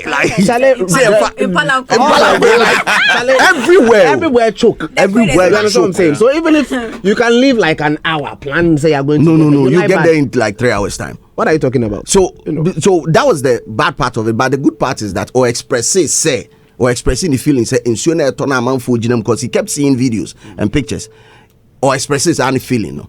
But they were listening to Omuti and they realized that, listen, we can't delay anymore. Let's get the man on stage right now. He's the reason why Amanfo Yi's Castle Moto tickets. No? Let's get the man on stage. And things will automatically change. Because I realized that at a point, Efia was about to get on stage and they had to take her back. And who else? There was this Jackie. They had to, because I was saying, change sequence change the whole sequence. So more fanche or waka so BBC. Things were bad, but Charlie, they did extremely well. And it was a good show. But the rain also messed up some of the controllers. Exactly. Charlie, it's not be joke. 3 mixers. Yeah, three mixers. Not be joke. And when we say in Toria, because it was on the most of the cables were running on the Titan tracks, and in cable. It's a different conversation altogether. I'm just happy. I'm just happy. Say Auntie before for but I mean, all in all, Charlie in Shannon Sako for allowing himself to say obetie asem, because some artists would still want to be in their bubble and say time na drunti they're trying and the rain. I think that after the third one. He said, do like in the store big Accra, and then he came back again. Then I'm like, they first start put the people up, because if you say you're waiting. And you see the anointing. I have a feeling this weekend it will not rain there. Say the next day, rain. The next day, rain. The sun was smiling. Charlie. The next day, the team, rain. One say grams. But anyway, Adam, welcome. Thank you. Everything cool. Everything. But he will not talk about SAC. It's okay. Everything cool, man. For being late, they remember 1 minute on this one. Yes. For me, I think that it was a beautiful, event in Kumasi by Sarkodie and the team. Sarkodie is from the Ashanti region, Drasun Kwanta, and has always claimed the Kumasi. But he decided that this time around, I really want to touch base, and he touched base, like they would say, bigly. It was an amazing touch base, looking at the programs he organized, the work, the activation, the dialogue, and wrapping everything up with the concerts.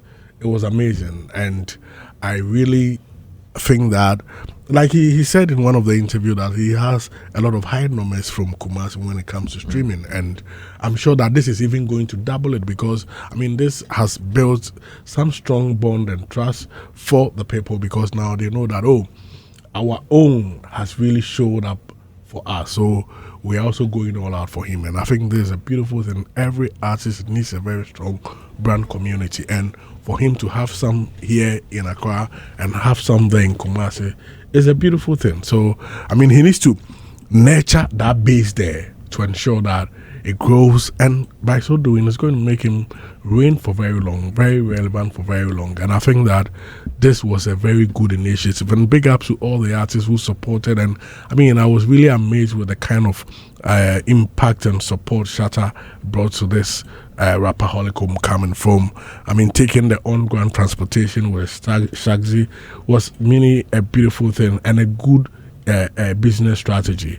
And I think that, a lot of love went into, doing this for Sarkodie, and I'm sure he's also appreciated Shatta Wale for doing that for him. So, I want to say that big up to all those who played the role: Nabil Al-Hassan, Bulldog, the SAC team, the SAC Nation, the artists. They really did a good job. So, big shouts to them. Adam, thanks a lot. And we are hitting our stories this morning. It's an insult that I've never won an award. Guess who is speaking right now? Well, where I'm coming from there, Charlie, I've always believed there's some sort of cabal running the system. Oh, yeah. Yeah. I won't lie to you. The music industry? Of course, bro. Which cabal is that? I feel creative like entire industry. Exactly. I feel like there's that industry, and then there is my industry. And my industry is the fans that support me every day. You get what I mean? We've put in work. I was following your stories. Very interesting, and I can relate, because industry need a fake, bro. It's fake, bro. How? It's fake. I don't know what they want to see in an artist before they'll give him his due. Well, where I'm coming from there, Charlie, I've always believed there's some sort of cabal running the system. Oh yeah. Yeah. I mean, I won't lie to you. The music industry? Of course, bro. Of course, bro.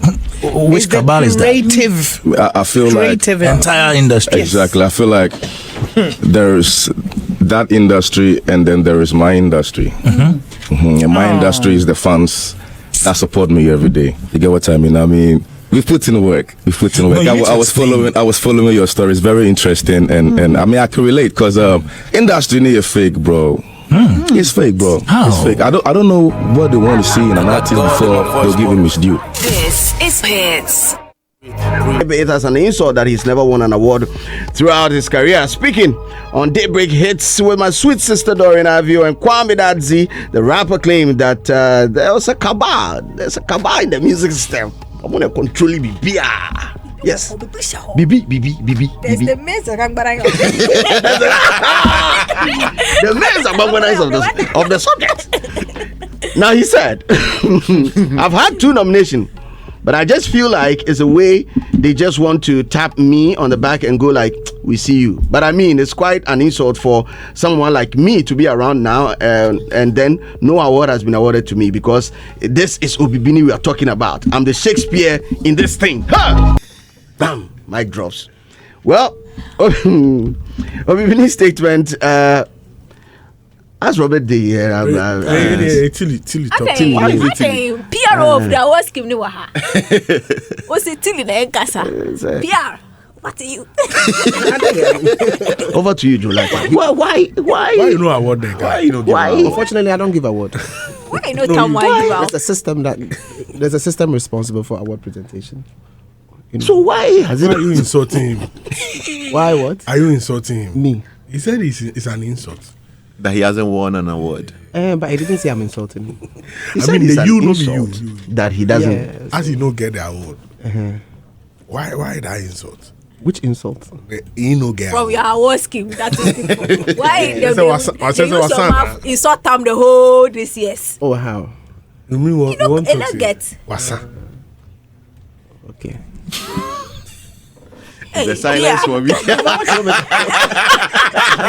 Your person can answer the only three. No, I mean that you talk. You talk. It mean that you talk. You person say Wasan as a day. You see, when he was here, Yeah. Kwame asked a question in front of me, and I gave an answer to him so that he would respond. Right now, this is me versus you, so I don't know what you want me to say. Maybe 7% say Wasana. Mo per se. Who is the mo? Mo man award. On no kase mo man award. Award for no. Is that what you think? Say no ka insult. Nti the ebe man aye insult say Wasana no ana. But you are the one saying no. Me bisa. Who bisa why? I don't know question. Ask him. Who are you why asking me? So you right now, why are you asking me? Yeah, why are you asking me? First of all, you the host. I want to understand. There's You no want host. to understand Why you no get award? why you want to understand why you don't get award. Yeah, Well, I can Wasana. explain to you how people don't get award. Okay. So what was the reason why people don't get awards? People don't get award because so there are two sides. We have certain awards that are honorary. Yeah. Well, 3. So some of the awards are determined by Academy and the board, and other awards are determined by Academy board and the general public. So if you don't have the votes from any of the blocks, so in terms of Academy board and general public in a particular category, then you will not win. That's all. Oh, okay. Yeah. So if in the categories where is the Academy and the board, if you don't have their votes, then you will not win. It just means that somebody is selected over you if you are nominated. But at the end of the day, once you're nominated, it also means that in the whole year, or the year under review, if you are top 10 or top 6, then it means actually the whole country, with respect to this particular category, from the perspective of the scheme, these are the top folks within that particular category. Essentially, that's what it is. So that is how people don't win. Okay. Yeah, and how people win. Okay. That's all. Before I jump to Tilly, let me add the other part of the conversation. Obibini also talked about the industry, and he calls it fake. Now, he says he expressed his frustration with the state of the music industry, and he described it as fake and unfair to artists. Now, he believes that for the rap sector of our Ghana music, it has been stifled because of how they've been sidelined in everything with respect to awards and everything. He calls the whole thing as fake. Let's listen to Bini Boafo. From there, child, I've always believed there's some sort of cabal running the system. Oh yeah. Yeah. I mean, I won't lie to you. The music industry? Of course, bro. Yes, Which and the work we've put in, and I mean, it's not like many brew be and anything of that. So I just want what is mine. Yeah. You get what I mean? And these people don't want to have that happening. Are you talking about awards? Everything, though. Everything. Have you won any award? I think I've had 2 nominations. Nominations? Yeah. No award. In which categories? Well, that always has to be the rapper. Was it best rap performance? Yeah. But I just feel like it's a way they just wanna tap me on the back and go like, yeah, we see you. But I mean, it's quite an insult for someone like me to be around now and then no award has been awarded to me. You know what I mean? Because this is what we've been talking about. I'm the Shakespeare of this thing. Wow. This is Hits. Well, yeah, child, I've always the believed issue some sort of promoting the system. Oh yeah. Yeah. I mean, I won't lie to you. The music industry? Of course, bro. Which cabal is that? Creative. I feel Creative. like Entire industry. exactly. I feel like there's that industry, and then there is my industry. And my industry is the fans that support me every day. You get what I mean? I mean, we put in work. No, I was following your story. It's very interesting, and I mean, I can relate because industry need a fake, bro. It's fake, bro. How? It's fake. I don't know what they want to see in an artist before they'll give him his due. This is Hits. How fake is the industry? Tilly Tales, how fake is this industry? Very fake. Very, very, very, very, very fake. Can you imagine? F for fake. As an artist like Opipini, where he do song, where he submit a song, or possibly TJ may say, nah, this song is so good. So let's put it in the best rap performance category, where them nominate you. Somebody where it's not in this industry somewhere, but the industry, that fake industry, found a way to say, nah, this work in this industry there is good. So let's bring it in our industry, recognize it. And then that rap category part, of course, it is not, I think it's not open to the public, right? Is it open to the public? No, it's not. It's not open it's to the public. technical. So they brought people that know rap. As a matter of fact, he wasn't the only person that was in that category. They brought other people there. And they said, you know what, judge this particular one. And they didn't put him together with dancehall artists. They put him together with equal Shakespeareans like him. People who also write, people who rap. Almost on my say on birthday a promo intino. Almost rap almost 16 hours. And this presenter can say, oh, Casano, they can rap. They are going head to head against people like this. Then finally, you did not win. Maybe once or twice, you went through the same process. You did not win. Now, the same people that gave your work recognition, the same fake industry that gave your work recognition and added it, because you did not win in Tino. Fake. A fake. We understand. We hear.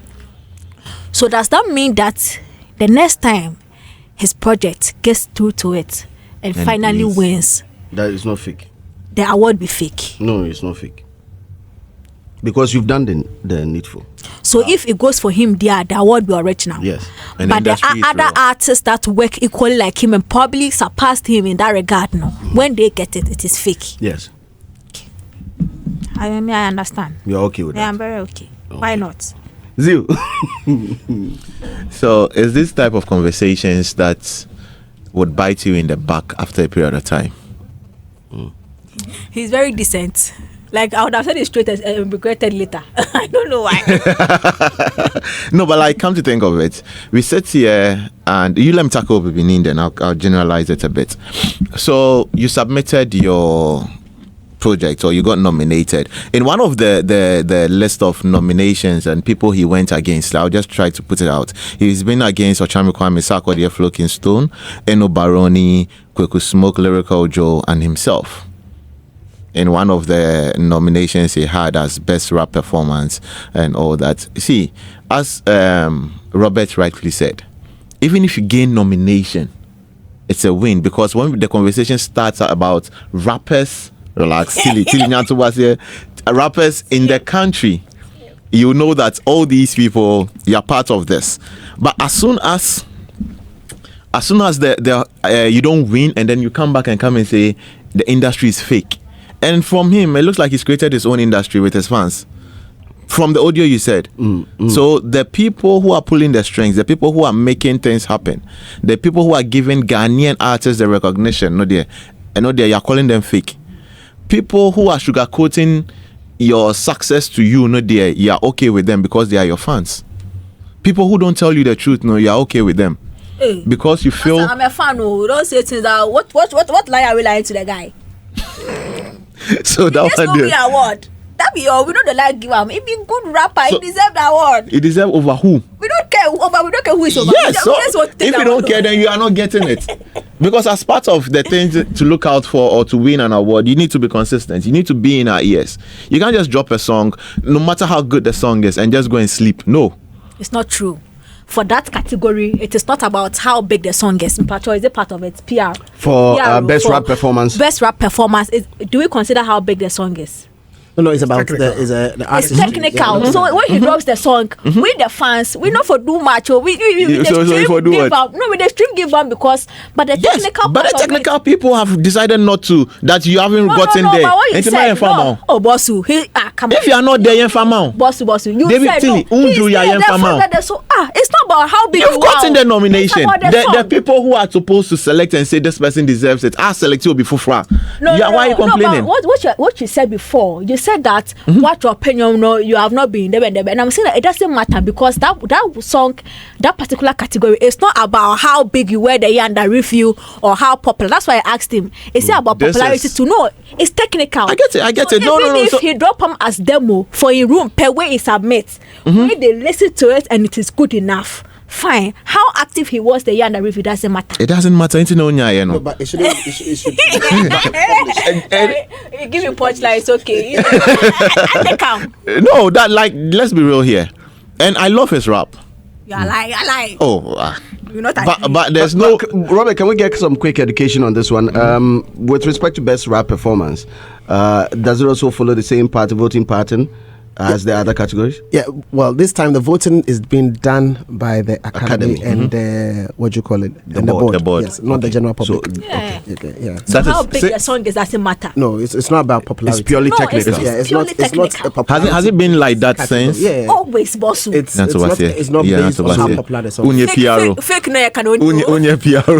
So if Obibini is saying it's fake, then he believes that the people who vote for that category they've not been fair to him. That's what one way or the other. No, but if you put it that way, then we ask ourselves, why no one on any compete here, and what materials did they submit? Okay, you can't just come out and say people are fake like that.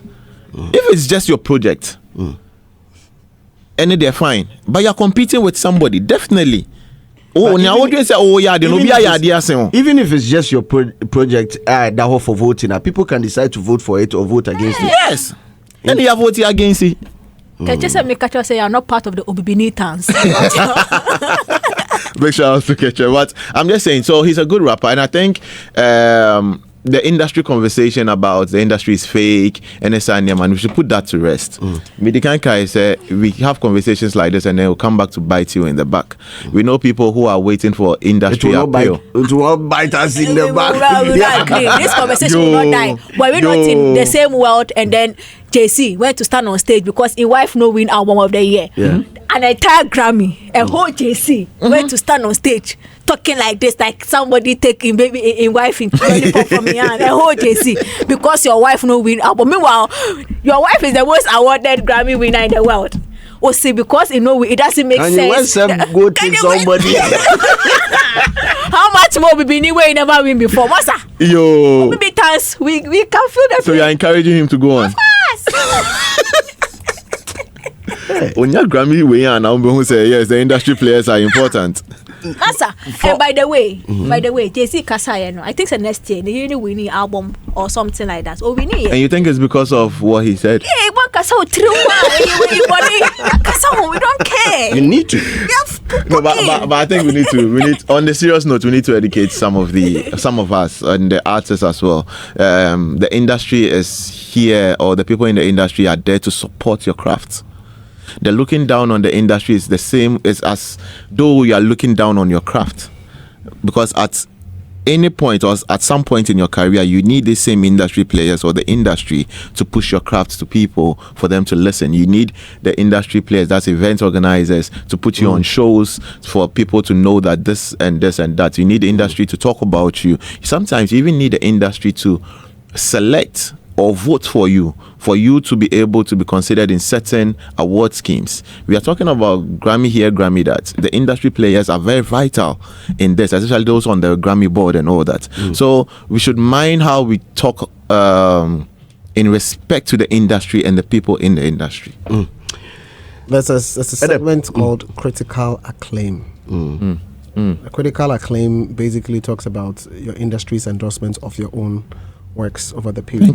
Thank you. And these things usually it counts when it comes to international award schemes, so to say. So I'm just trying to highlight what he's saying with respect to industry people and their endorsement, because then the critical acclaim looks at, and you can look for it, and then you try to appreciate how that thing works.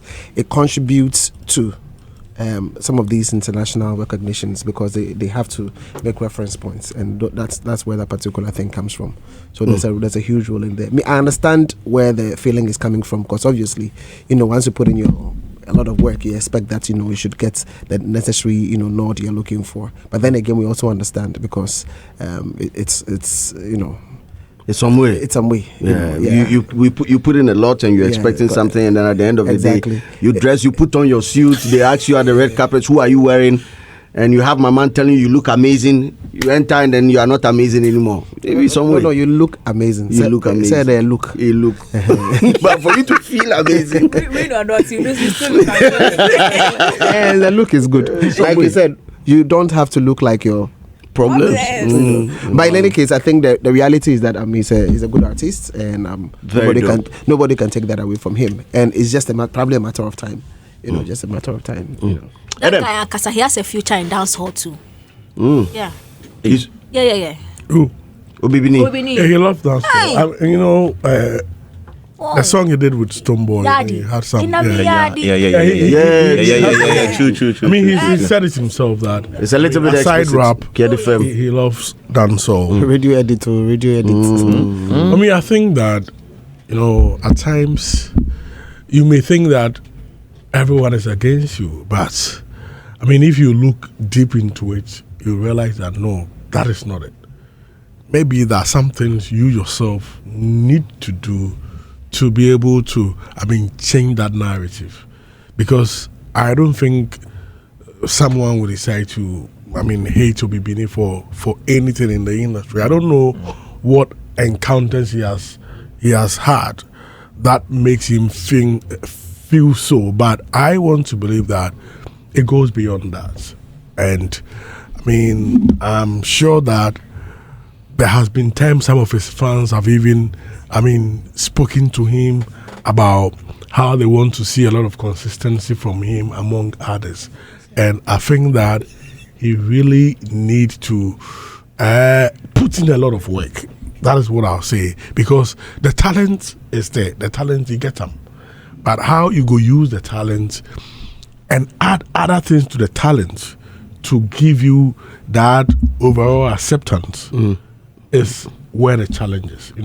You because you need to. It's a brand you are building, and there are stages. So if you are not able to fulfill all the stages, there will be problems. And some of the stages you don't need to allow it to happen. You need to engineer it, and in some of the stages, you need to allow it to happen. You understand? So, if you get to a certain stage where you need to engineer and you don't engineer, and you want it to happen, it not go happen for you.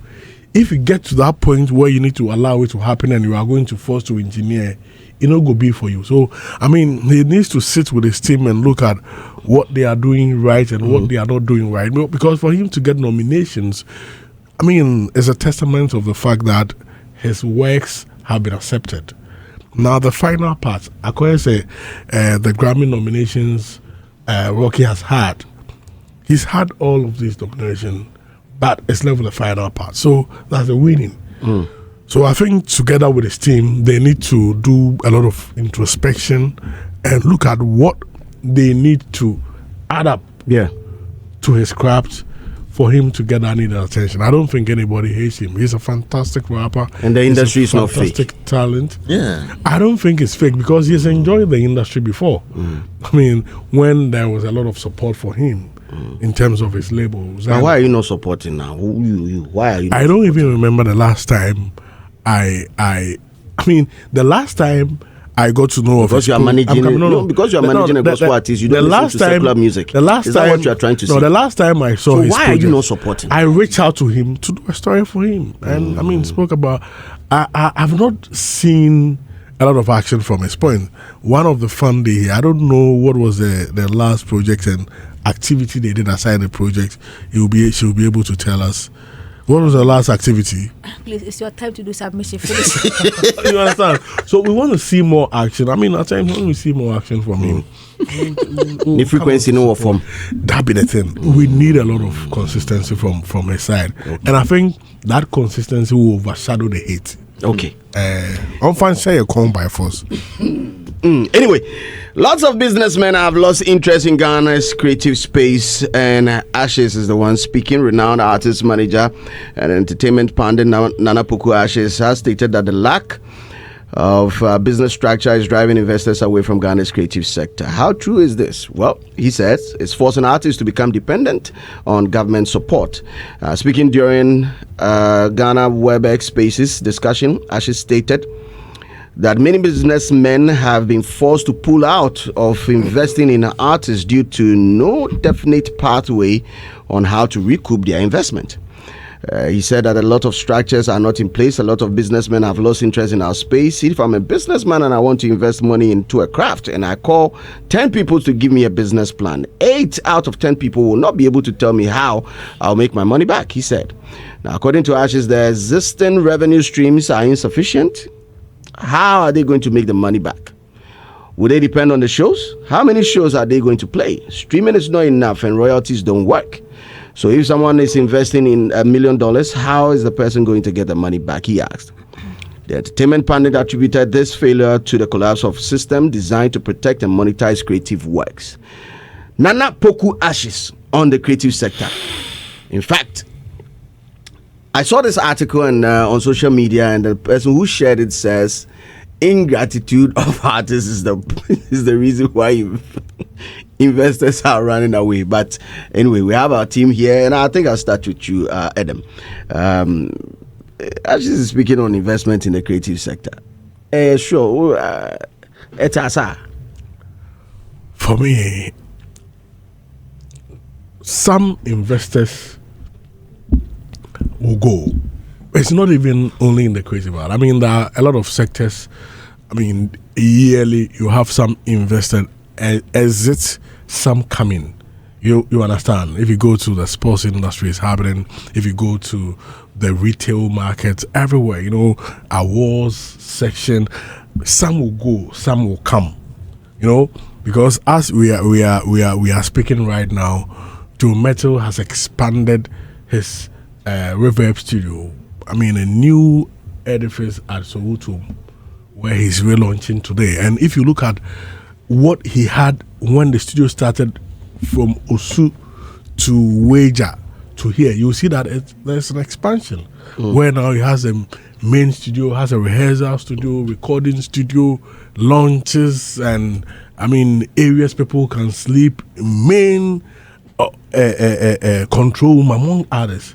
So I'm sure that if that space of the industry is not bringing him a lot of money, he wouldn't have gone on to expand, because it's a bigger edifice than he started. What it means is that he's seeing some level of improvement or some level of need to invest because it is financially rewarding. There's somebody who is because it's an ecosystem, the industry, there's somebody who is at a certain aspect of the industry, like maybe ticketing, who feel like, oh, there's a lot happening. There's somebody who is maybe at the production end. There's somebody who is at the promotion end. It may be that you will not get everything perfect. And it may be as a result of reasons, different reasons. I mean, some will be investment gone bad into a certain artist, or some dishonesty, or somebody not fulfilling his part of the bargain. And I mean, you meet, even in those days, it happens. You meet the Despies and all those producers, and they will tell you how some artists were ungrateful to them. Some of the artists too will tell you how some of the executive producers took advantage of them. I mean, those dynamics are there. And I think that it's about what you have to do. I mean, how you play your cards. I want to make it individualistic, that if somebody comes to invest in your area or invest in you, you need to be honest, accountable, because at times there are situations in the industry where people are not truthful to each other. If that happens, it will scare others from coming in. They will not go and tell a better story about the industry. So the industry players also need to check themselves with some of their behavior. Because if somebody brings his money, you tell him, I can give you these deliverables, and at the end of the day, you are not able to give him. No investor is a Father Christmas. They will move away. But that does not also mean that the industry is not worth investing in, because there are some positive potentials the industry holds, and others have invested, and they've made some good returns on their investments, and they are still even investing. Talk about Iron Kill. RNA Kill. Yeah, Richard. Yeah, his collaboration with Lynx Entertainment. You understand? So, people are investing, people are moving out. It has happened in every sector. There is no sector that does not, see that. It's not as if the industry is collapsing, everybody is running away. No. People are moving out, people are coming in. But I want to say that we need to be honest, accountable, and transparent with whoever and wherever people come to invest. I think we should look at it from general investment into the country, number one, and also the number of investment or the investors that are moving into specific sectors, i.e. maybe any other sector as against that of the entertainment sector. Yeah. Are we having investors coming into our sector less than other sectors? Yeah. Is it so? Let me start with Robert.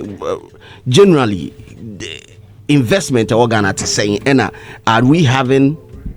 Is this even a conversation? What's he having? It's a conversation worth having any day, anytime. Because once we talk about an industry, the fundamental thing there is about economic exchange of value, and so exchange of value really is an economic activity, and we need investment to be able to ensure that particular activity runs. And so for me, I always want to point out when it comes to conversation about the industry that there are four legs that these things depend on. The first one is the artists. So the artists will do their bit, and that is leg one. But the second leg has to do with the businesses that run that particular sector. So the various businesses. So when it comes to the event organizers, when it comes to radio stations, when all of these are businesses that basically add up to the value chain within the space. And then you come to the business professionals. So the professionals who are within the space, or the accounting, or the artist managers, brand managers, people doing the artworks, all of these folks, they play a solid key role in that particular space. And then you come to the fourth. The fourth has to do with the support system. Basically things that you cannot do for yourself, but it's supposed to be done for you. So macroeconomic elements like government stepping into the pace, stability, interest rate, that whole thing. Now, as it stands, for people So when you have issues with structures, you have issues with operational activities, and then you have issues with perception, then that is when you have, so all of these things impede or prevent people from actually investing. And the kind of problem we have in our sector is multifaceted in that particular way. Okay. So all of these things have a role to play. The artists themselves, they have a role to play. Yeah, because at the end of the day, some people make statements which makes the investors feel like at the end of the day, well, if you are in it and then you don't see how we can make money, why should I invest? That is one. There are others who are saying that, okay, yeah, they're making money, so then they give people, a good reason why you want to invest. Then they also go to the next level. Show me clearly how I can get back my money. And then you also have issues with that. Why? Because at the end of the day, and we see when it comes to royalties, there is it's the number one thing that needs to be solved. Because royalties will deal with your future earnings. Yeah. And once you are dealing with your future earnings, if I put 20 cedis in this particular project, by next year or two, I'm supposed to get 40 cedis.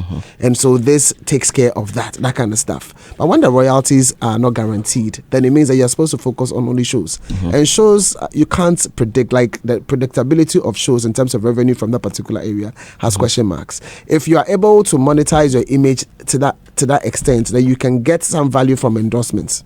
But if you don't get that and it's not guaranteed, then what does it mean? You understand? So these are things that investors are literally always looking into. That is, if I have passion for music and I want to put money into, because I have the money, but there are other things fighting for my attention. There's agriculture fighting for my attention. There's treasury bills that if I put my money into, I just go and sleep. At the end of the year, the figure I'm supposed to get, I'll get it. No stress. There's no conversation. There's nothing like come and see. I don't even need to make any discussion about anything. The money will come. So if I look at that particular option and it works for me, I'd rather go there. So investment comes with understanding of the space, payback period, and even the stress that you go through. If you feel like Charlie is worth your time, you want to be able to go into it or not. And then so these are the things. There's a conversation about what do you call it? Banks collateralizing people's publishing. You understand the royalties that you're supposed to be getting. So you have your future earnings, and then you can clearly show that this is what you've been earning over the past year, and then you can talk to a bank, and then the bank says that, okay, so this is the regular cash inflows, the cash flow, so therefore you warrant this and that kind of stuff. Yeah. All of these things exist, but if the structures are not in place, it's difficult for these things to happen. So that what Ashes is calling for or describing is not just a matter of people don't want to. It's also because there are structural challenges and there are things that they need to be able to see in order to encourage them to put their money in, because people want to get back their money when they put it in, and they want to get back their money with some interest. So in general, people feel safer investing in other sectors than the creative sector where the structures are not properly. But whose responsibility? And I like when you talked about the royalty system. In our case, what is the best way around it? It's not a one. It's multifaceted. It requires multiple approach to solving the problem, because the problems are plenty. You understand? The problems are plenty, and we need everybody playing their role. But if you take royalty system, for example, I have always said that any day you are not earning, if you put out song and you are not earning, it means that somebody is using your stuff for free. Yeah. And if the person is using your stuff for free, why don't you care? You must care enough to want to get your money from whoever is using it. And if there's an institution there responsible for ensuring that you get your money or you get your money's worth, then why are you not asking that particular institution to do what they're supposed to do? So from GAMRO and then to the Copyright Office. As a matter of fact, the day I discovered that the Copyright Office is supposed to have a monitoring team responsible for enforcing the royalties collections and stuff like that, then I'm like, at the end of them, I'm like, no, we need to even stop blaming GAMRO, because the team responsible for enforcing that particular law is the Copyright Office. For music usage and all that. It's there. The monitoring is there. It's there in the articles. I read it. I'm like, dude, you know. And we all along it be you people. Therefore, do you know, they act again warrants for them to set up a tribunal, so that if for any reason there's something that has to be dealt with, piracy whatsoever, it will, you know, take care of it. So that you can take care of it, you know, back to back without any issues whatsoever. So the things are there, but they are not doing it. And so we need to get them to do it. And I believe the artists have got one of the biggest voices in this country. They speak and it echoes in the corridors of power. If artists came together and they said that this is what we want to address within a period of 3 months, everybody and anybody who's within the space will respond. Because from tweets to interviews to whatsoever, they will literally shake the system and it will be fixed. You understand? But they careless. I don't get why they are not taking interested. that part. Yeah, because you see, pension, contribution. Anybody within the formal sector has an automatic contribution and pension contribution. If you are within the formal sector, if you are in the informal sector, you will have to make that decision yourself to be able to make the contribution to SNIT so that you can get that. Otherwise, when you are above your 60 years, you are not doing anything. Money is coming from nowhere. Yeah. But royalties is that guarantee. Because you can literally depend on that for as long as you exist, and it goes on to your kids. Like after you are dead, 70 years or so, you still have royalties coming through. So it's something that you need to solve, because once you're not solving, then you are just opening up yourself for people to, you know, like it's like you endorsing piracy. Well, I meet a lot of artists, and I ask them most of the time this question. They like, oh, me, I have some media. They deal with some foreign revenue collection agency and all that. I mean, is that also the foreign revenue collection agency whatsoever? They collect from across the world. Yes, they don't collect from your country. Your country is your primary market. The rest of the world is your secondary. So you need to be able to fix what is within your primary market. Do you understand? In a proper setting, by this time, you realize the number of radio stations who were playing Sarkodie songs throughout for about 2 to 3 weeks during the party. Yes, you can imagine the amount of royalties it's supposed to get. You can imagine, you know, because at the end of the day, the streaming numbers will hit up, but just think about what revenue he would make from radio stations, you know, during this particular period. You understand? And so that's what I'm saying. All of these things matter.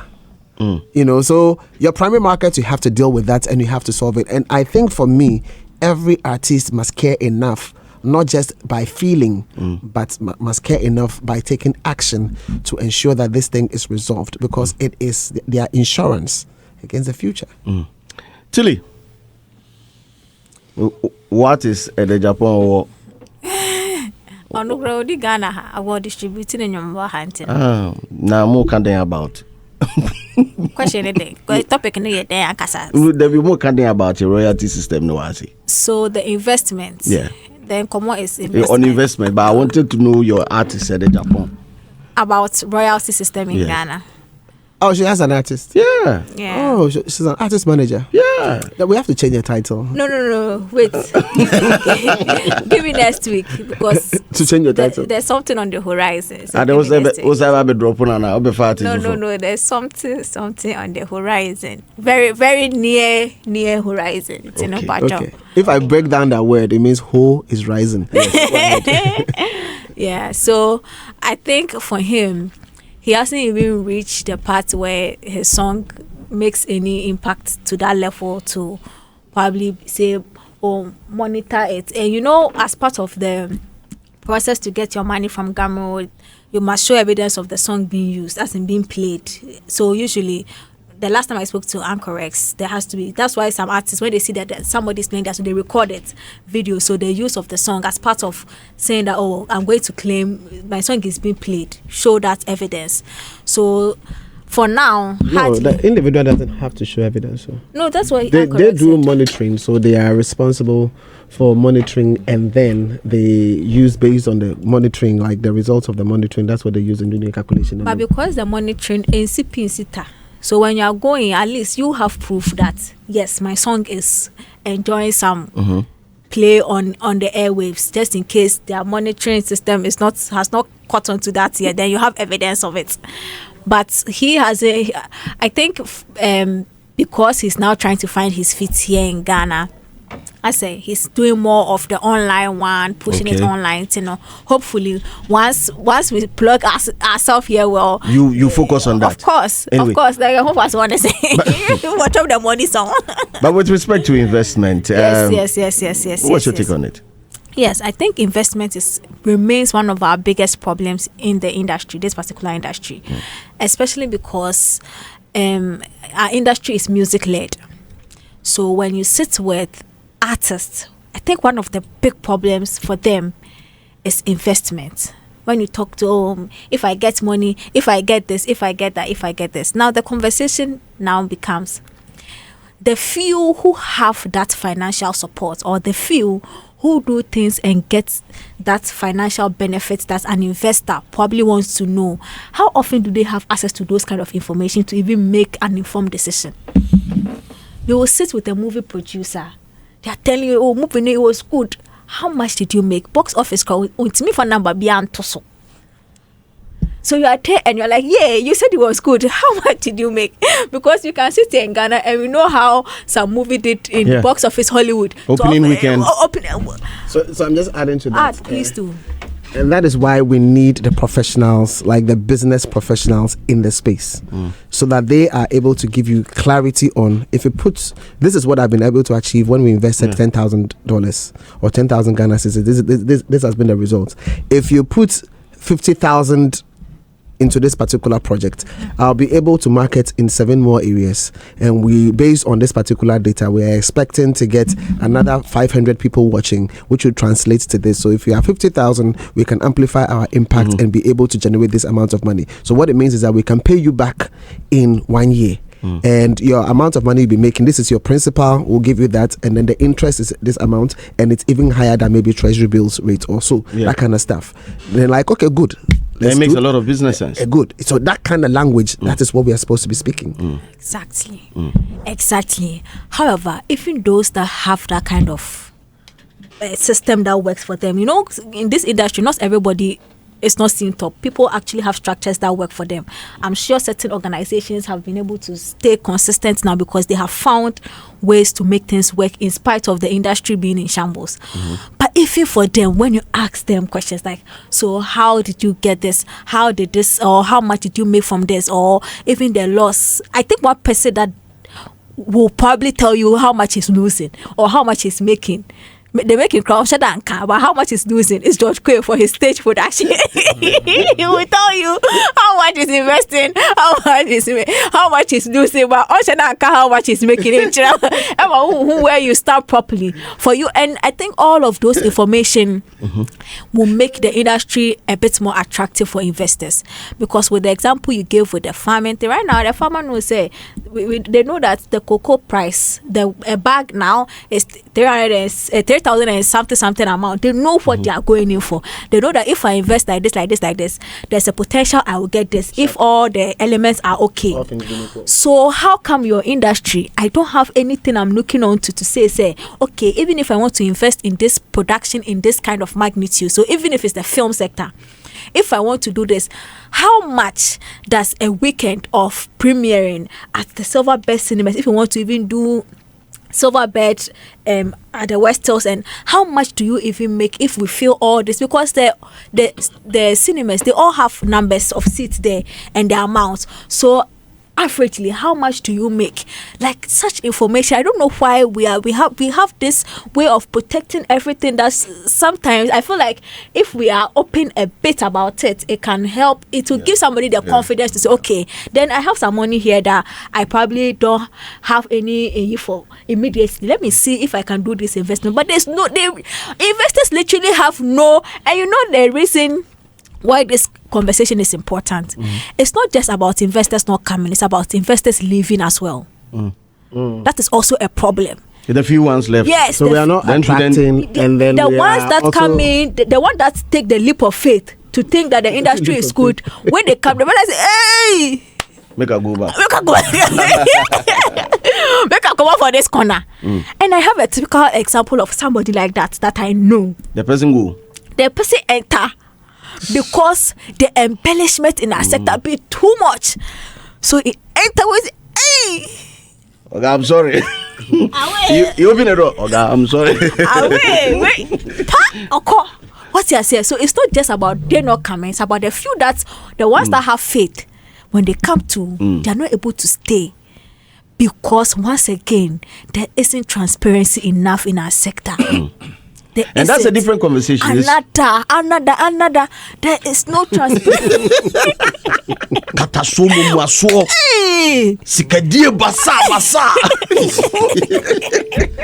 But I beg, all said and done, it's a lucrative industry if you are able to understand the space. Oh, yes. And so anybody who is willing to invest, I think the first thing is understand the space, and then you would clearly understand how you can make your money.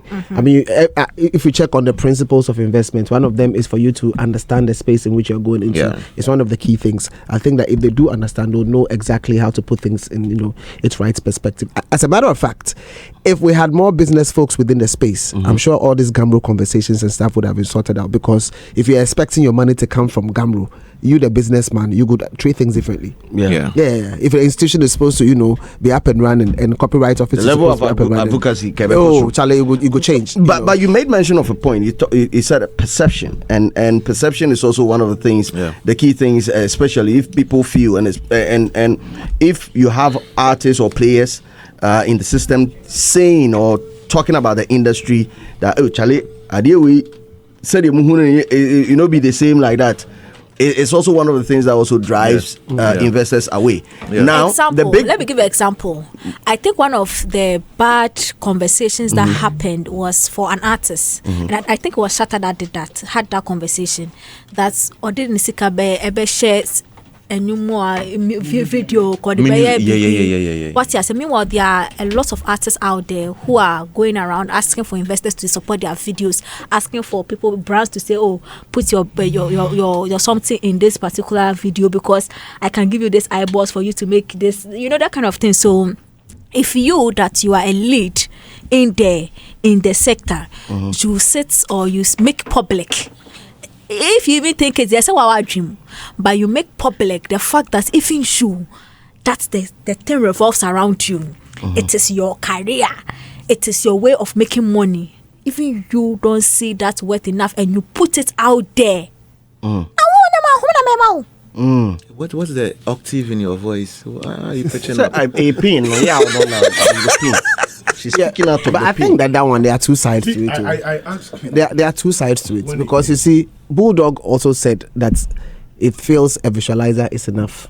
It's more effective in this day and age than a music video. So if you have a certain Shatabale also saying that do the video, but don't put all of your money, like don't spend so much money, on the video. Okay. There's also a reason. So because that conversation would have been full if you say that, as an artist, I will not put money in music video, but I'll consider visualizers. So that one, anybody listening knows that you are talking from a point where you have studied.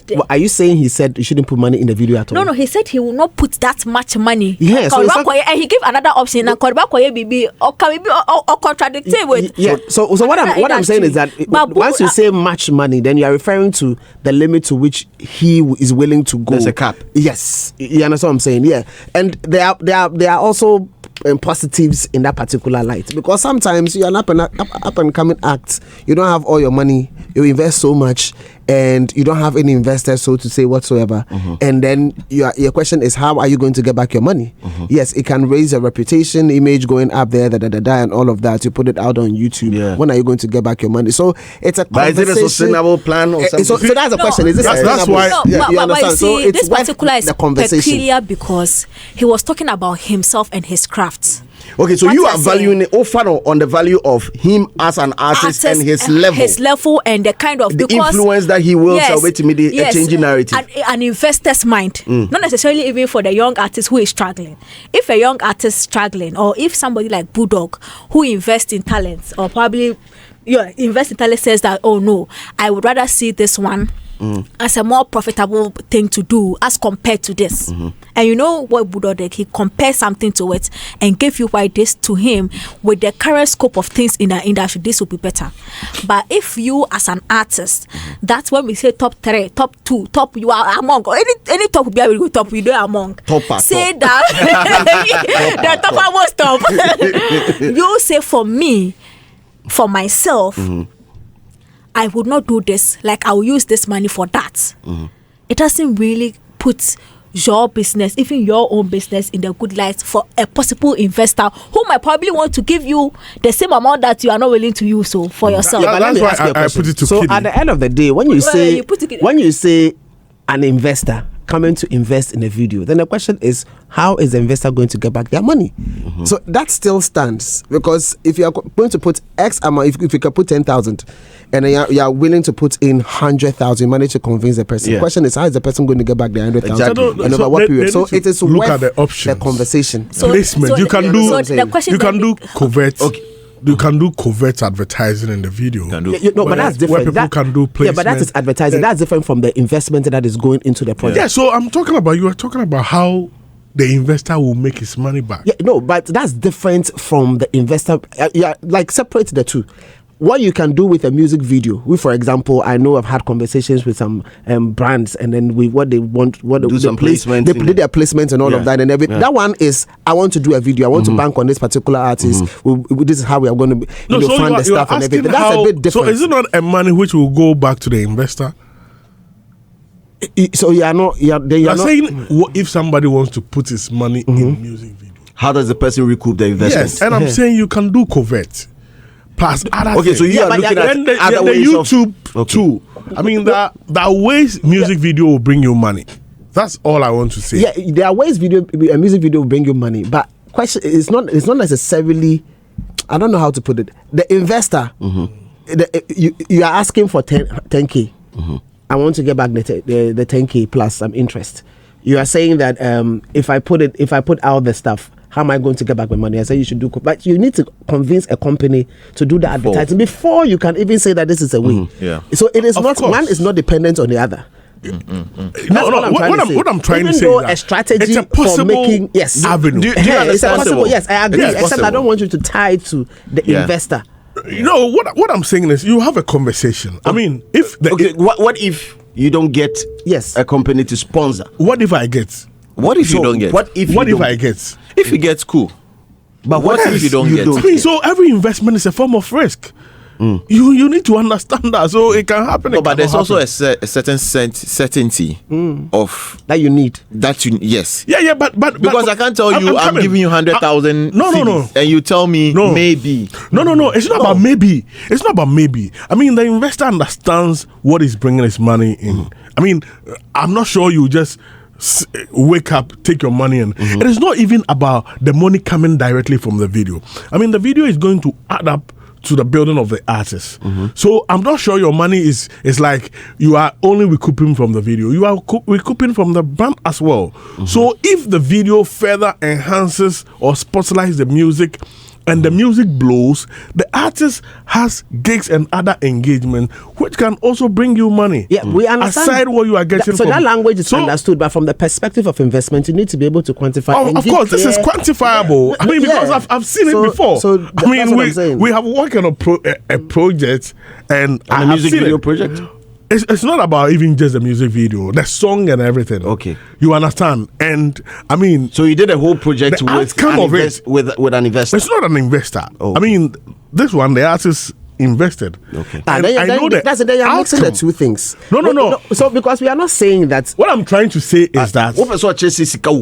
Of course. Yeah, and we've agreed. We have passed that. That one we've passed that. We have agreed. But explaining this. No. This music video, it was just a chip in. What I say, like Tilly brought the shatter conversation to bring then Robert brought other perspectives. So for me, I don't think that it's even a big deal. It's about the brand. You see and how you see him as a potential and you want to invest in him, and how they can convince you that if you put in this, we can make this back. And I mean, it's business. Anything can happen.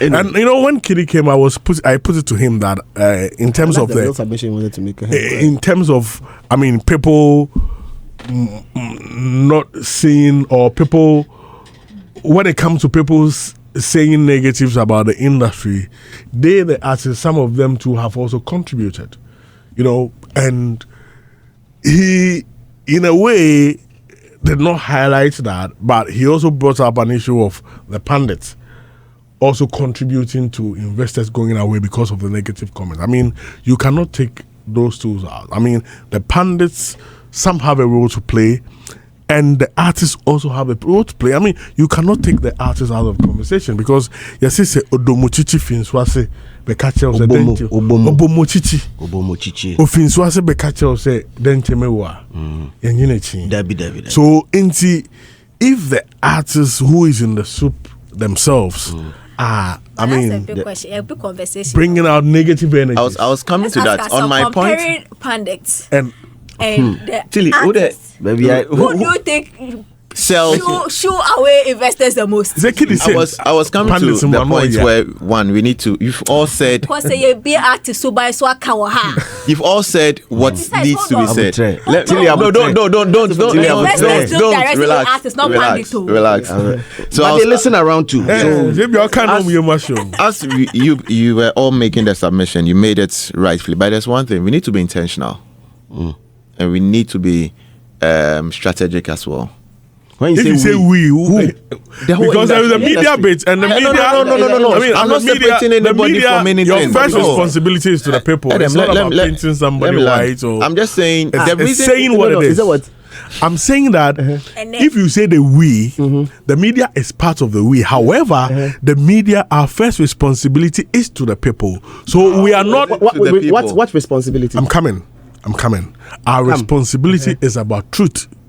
Nothing but the truth. Okay. So it's not only about truth. It's not only about whitewashing or praising people.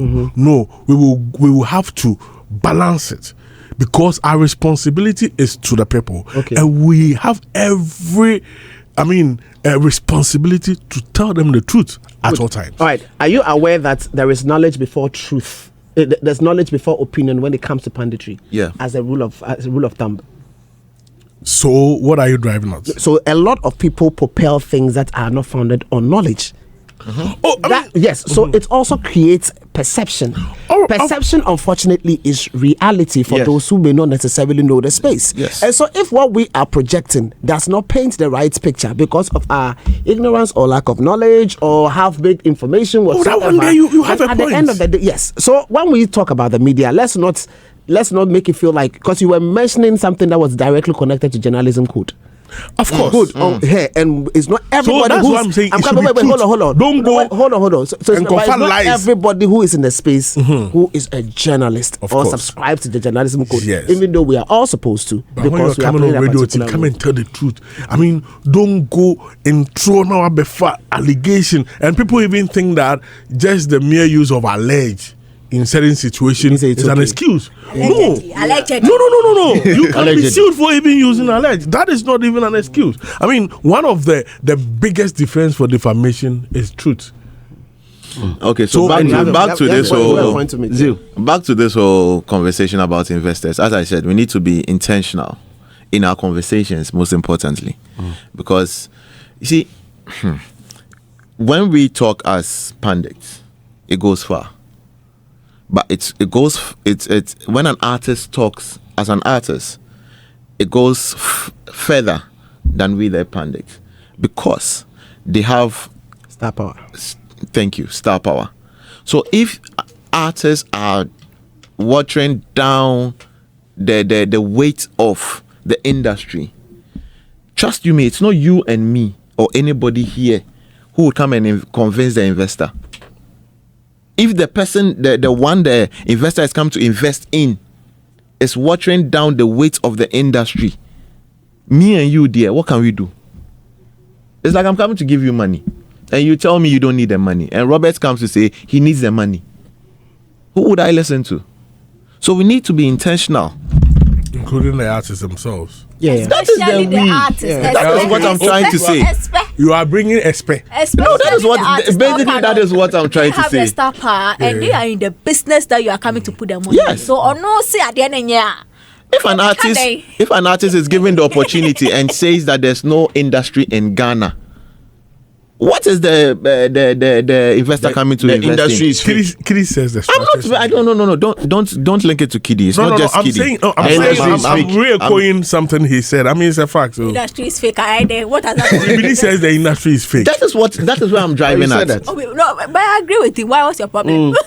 And somebody fake you. You've added your voice to it. Somebody fake you for the industry inside. We agree on the same thing. There are 10 investors listening to us, and by you supporting what Obibini said, you've actually How would they want you fact that pushed it's 8 fake of them away. doesn't mean the fact that it's fake doesn't mean it's not lucrative. What are you saying? You wouldn't invest in something that is fake. Let me just say this. Right? It's not fake. Let me just say this real quickly.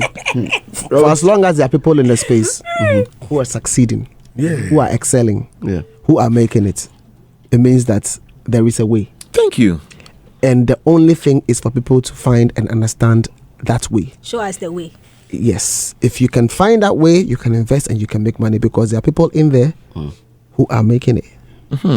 So even with the lack of structures, etc., there are people there.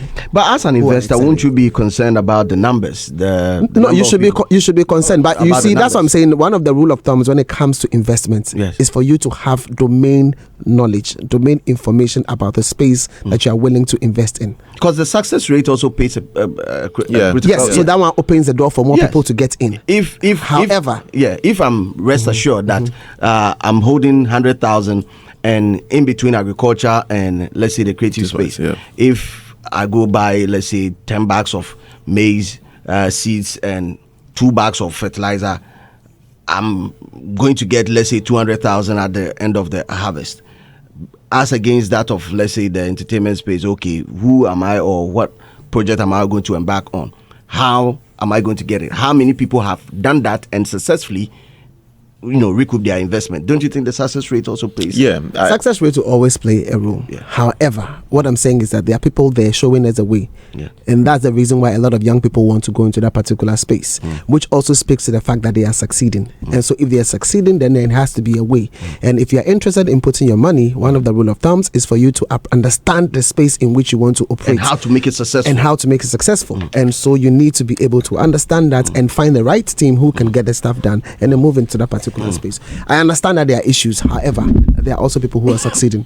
So to add up to what Robert is saying, I think we have many receipts to show investors that you can invest in the creative industry.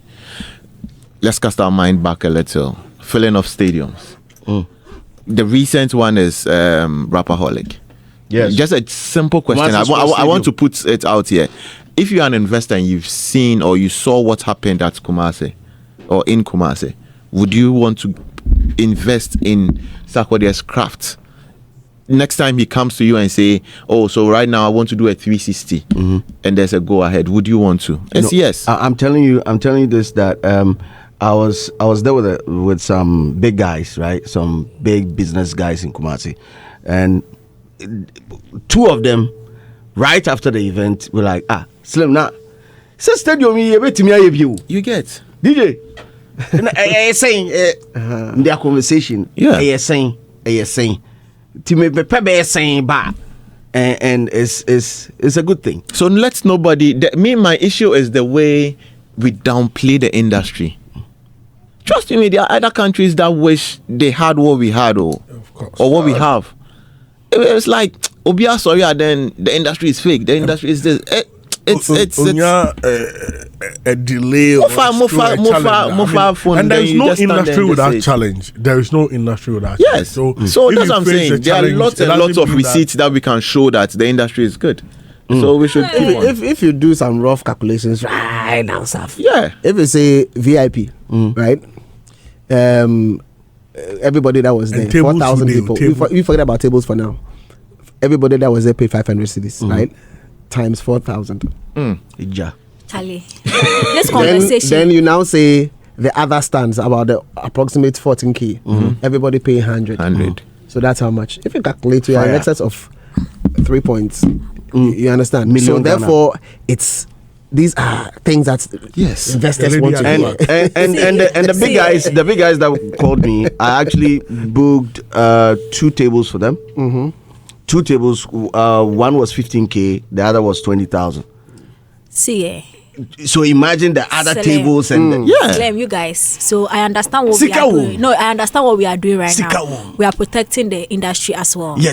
But as I said, the embellishment and the exaggeration in our sector too. And also you don't want the guy to open the door and say, and then the mama for room and from us. But how are we exaggerating? Hold on. This thing that you just did should be, as I said, there should be information out there. As you said, back with the businessmen who, if we had a business. So when you're saying, you are not saying it's based on assumptions or your calculations. Because per the review I think you gave about the Rapaholic like this. At some point, the people that were in front that we saw the massive thing like that, it wasn't even the VIP people. It was people that had taken advantage of the rain and had come. Okay. So small. The tables were actually sold out. Okay. So as at Saturday 1, I came to the stadium holding 15,000 Ghana cedis. Now me chasing Boo God said me pay seat. I no get seat. I dey hold 15,000, 150 million. Okay. So the reason why this conversation is very hard to have with an investor and say, oh, come and do this and this and this and this. We are always playing on assumptions. Oh, I go fit do this. I go fit, like we always rely on potential. This person do this, we go fit do. But the industry, we know this industry is not about OBIA, because sometimes and then in the car that same event where we put up the rain alone could have made some other if another artist they should it didn't happen. No, but you see, so now we have receipts but for that. You cannot use that template to make it seem like that we is can the use normal it. Investors every want, artist you can use that. They have their own. You can use that out of it's part of the industry. It's part of it. You can use that for out of raining season conversation. Okay. So use that for December. Does it rain in December? No. Nope. So you can use that for like the non if the not dry that, season then we period. don't have anything to show to so the now investor that you can do comparatively, it. because it's not just about industry, I'm comparing it to other as all Greek comparatively, do we have enough success stories compared to the average farmer somewhere who knows say the other side? Do we have enough to say that coming? Because mind you, when we keep talking, we keep saying, oh, we have the top this one, we have the top that one. Is it every investor that will get the opportunity to work with the top and probably recoup the monies that we are seeing now? You can work with somebody from zero and bring him up. How many years and how many of that success stories do we have? So I can say that once again, let us not exaggerate all the everything. big guys were once small. Let us rather be very realistic. All the big guys. Nobody was exaggerating on this particular one. Tilly, all of the top guys were once up and coming. Before you say something, there are Greek person too. Sometimes that'd be where I want to say. So there are business folks within the space. If you speak to any of the guys who've been organizing shows, they can clearly tell you that bring somebody was saying that hey, you for bring Kevin Hart down for this December. I'm like, oh, I hear you. How much you go pay for entry? Then we started having a conversation at the gate. Do the math. So we did the math, and then it was like, we're discussing sponsorship, and I'm like, but you're a sponsor. So if you say you are going to give me X, then we can have this conversation. Then the guy was like, oh, okay, I understand. Yes. But because it is my space, my business, so I understand. I have the data, I have receipts, I have things that I can use to tell you that this works and this doesn't work. You understand? But if you go and somebody is speaking from the outside, the person is not playing in the space, then it is going to be based on assumptions. So those who are in the space know how they get stuff done, which is the reason why they still remain in that particular space. So what I'm saying is that if you want to invest, knowledge has to be priority. Exactly. You have to get information, and you have to get from the right people. Otherwise, and now maybe try pound of flesh they are too say pound be try 1 pound they are so then I get some land quite close to some river. Well, people they tell me say, oh, Charles has way there a spring onion and also also there will be fried rice there now. I'll go call people, we'll go measure the land again. Minimum size, no. But me say, measure because, see, I'm a spacing. Oh, calculate. Now, my calculate be as a week, boss here, this one. Oh, I was rich. That night, based on the calculation. Okay. But, sorry, based on the information that I had. Spring the bay. But spring onion. But they never tell me say some guy to get some cattle farm for the back there. Me dear, you know. We're feeding the cattle. No? A strategic move to get you to feed the cattle. Thinking that. See yourself as an investor. Thinking that when you invested in the cow, in the cattle. When you just bring it. And let me read some of them here. This one says, hey, Charlie, them plenty. If the industry isn't transparent, as Tilly said, then it's fake, as Obibini claims. From Kwekubona. I say, and you're transparent, they are any fake. G Baby Body saying, DJ Slim, your boy Gideon here. You can never use the word consent when it comes to a minor. I think that's when we were talking about the Kumasi SHS Wahala way happened. Yeah. He said you can never use the word consent when it comes to a minor. The student is a minor. There's no such thing as consent. The problem is in the part of the world where we've normalized such behavior, exposing minors in a sexual way as a tradition and culture, sometimes marrying them off for financial status. Anyway, Justice Tomorrow Cartoon also joins us. Let me see if I can read that one. Quite lengthy bit, but any Charlie, a time now. But anyway, before we go wrap up, there's it's been a Grammy week, and Grammy submission consideration or consideration submission week. Oh no, it's been a Grammy week. Yeah. And with that being said, congratulations to Shatawale and congratulations to Episode. Congratulations to Mr. What's the name of the producers? Mix Quest. Mike Quest. Mike Quest. Oh, yeah. Mike's Quest. Mike's Quest. Yeah. Mike's Quest. Yeah. Congratulations to the therapist. Congratulations to Herman Suede. All these wonderful artists also captured episode. Yes. Congratulations, Grammy submission week, and you guys are just amazing. We just want to see you guys in the final nomination list, and that is come November. It's supposed to be out in November, right? Yeah. But people were also saying that wait for it. People were saying that it's enough chat about Grammy submission, successful Grammy submission. Why are we jubilating? Why are we jubilating? That is jubilation and celebration. I beg you, this time around, Rocky no submit. But we've not heard anything from. Oh, submit, but this is the post there. This is not. I don't see say he announced submission before. Don't even get this. Celebrate. It is nominations and then winning. So this is a new level of celebration for us. That's Okitaki bio. No, so we are trying to. We're in a new Okitaki, we're in. I think that there are people who are part of or got into this stage almost by out boy. I've heard. I've heard some people. What did you hear? Martin Kofobi. Okay, out of the list about out, Martin 3. Where they also successfully Recording Academy reach out to them, say successfully they've their song submission is for consideration. Yes, it's up for consideration. I think. And but for now, we'll just keep quiet. What person say? No, but I believe it's worth every form of celebration be out there. It's worth because we are coming from a country where we used to celebrate and throw parties for Twitter verification and Instagram verification. How much more a successful Grammy entry? Social media platform verify why we are not here. Yeah. So if Shatta is celebrating, if Shatta puts out a lengthy, heartfelt message on his social media saying, say we are seeing this is not for him, it's for all of us. Why not? Yeah, I side with him. And I'm celebrating with him. See, this is it that as a nation we do not understand the various processes of getting your song nominated into the Grammys? We do. Some do not. No, definitely. Because when the announcement came, I went back because I wanted to refresh my mind and see where I can generate my excitement from. So I went back and I went to watch and read about the process again. Same here. And then I was like, no, I think hold on. This is a bit too premature.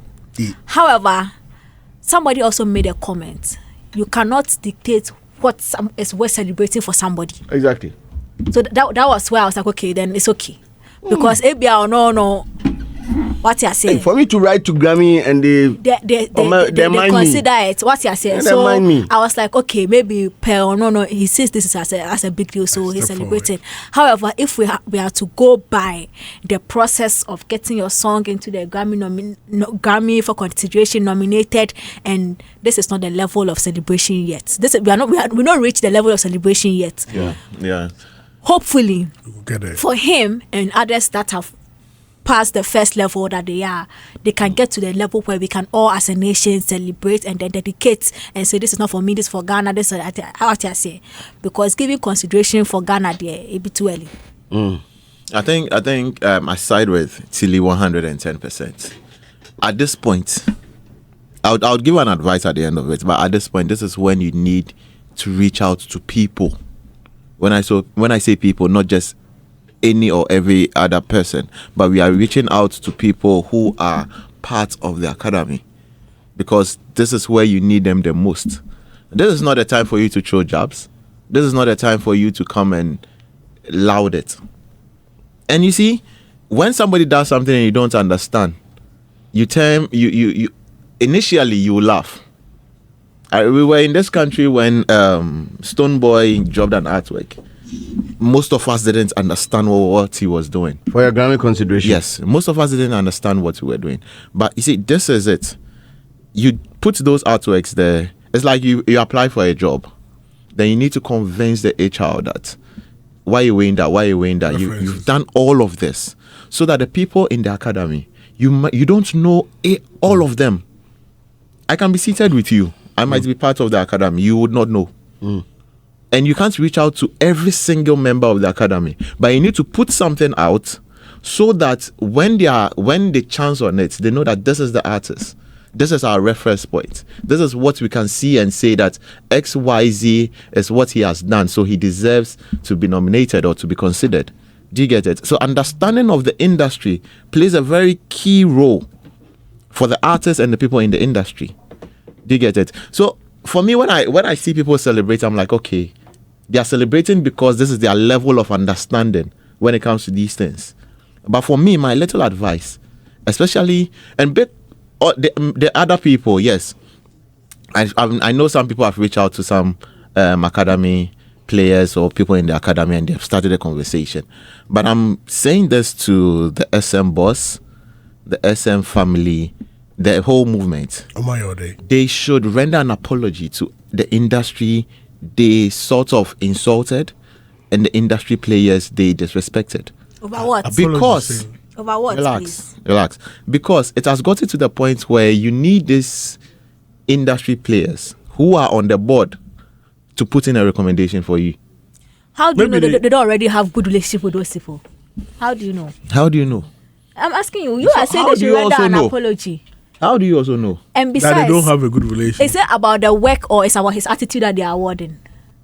Oh, for real? Yeah, I'm asking. Every award scheme has are they awarded? Because I know for sure, say, if you are part of the voting academy and you don't have a certain knowledge in a certain field, you don't even have to vote in that. You don't vote in that. Yeah. So if you are over 13,000 people, and then they all don't vote. Yes. Yeah. They all don't vote in all the categories. If you have knowledge in reggae dancehall production and whatever, then you are focusing on that. Yeah. So I don't think that attitude of somebody has anything to do with it. It's not the attitude I'm talking about. The apology part I want to understand. What is exactly are they apologizing for?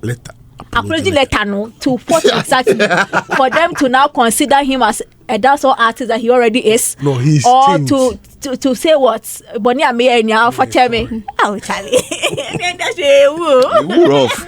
But see, so as I'm saying, it's now in the hands of the industry or people in the academy to select and pick and choose who deserves what and all that. So I think at the end of the day, we'll get to the point. We are waiting. November is just around the corner. So when we get to November, we'll get to know who has made it to the cut and who has not. No, but as I'm not kind of very drastic. So it means that because mind you, it's not just those in Ghana that are going to vote for those in Ghana. There are people out there let her know to which extent what they buy before we go, I'd like to say a very, very big congratulations to Joe Metal. Joe Metal has relaunched his reverb studio. People who know how he started from Dansuman to Osu to Wager. Now he has a big reverb studio at Soweto, and trust me, he's doing a soft launch today. He has everything in there, from main studio, which can take about 200 to 300 people, the rehearsal studio, to recording studio, to hostels, to lounge, to so many things. I think that we really need to commend Joe Metal. There's an investment, an artist who has been in the space and seen that you can invest in the space because it's payable, or it pays, or it brings returns. And I want to big him up for seeing this light. And I mean, it's a beautiful investment he's put in there. So I mean, go do business with Reverb. Okay. They're amazing. Okay, thanks a lot for joining us, Tilly. Thank you, Zeal. Thank you, Mr. Robert Klah. Thank you, Edem Chotome, for joining us today. Apology letter.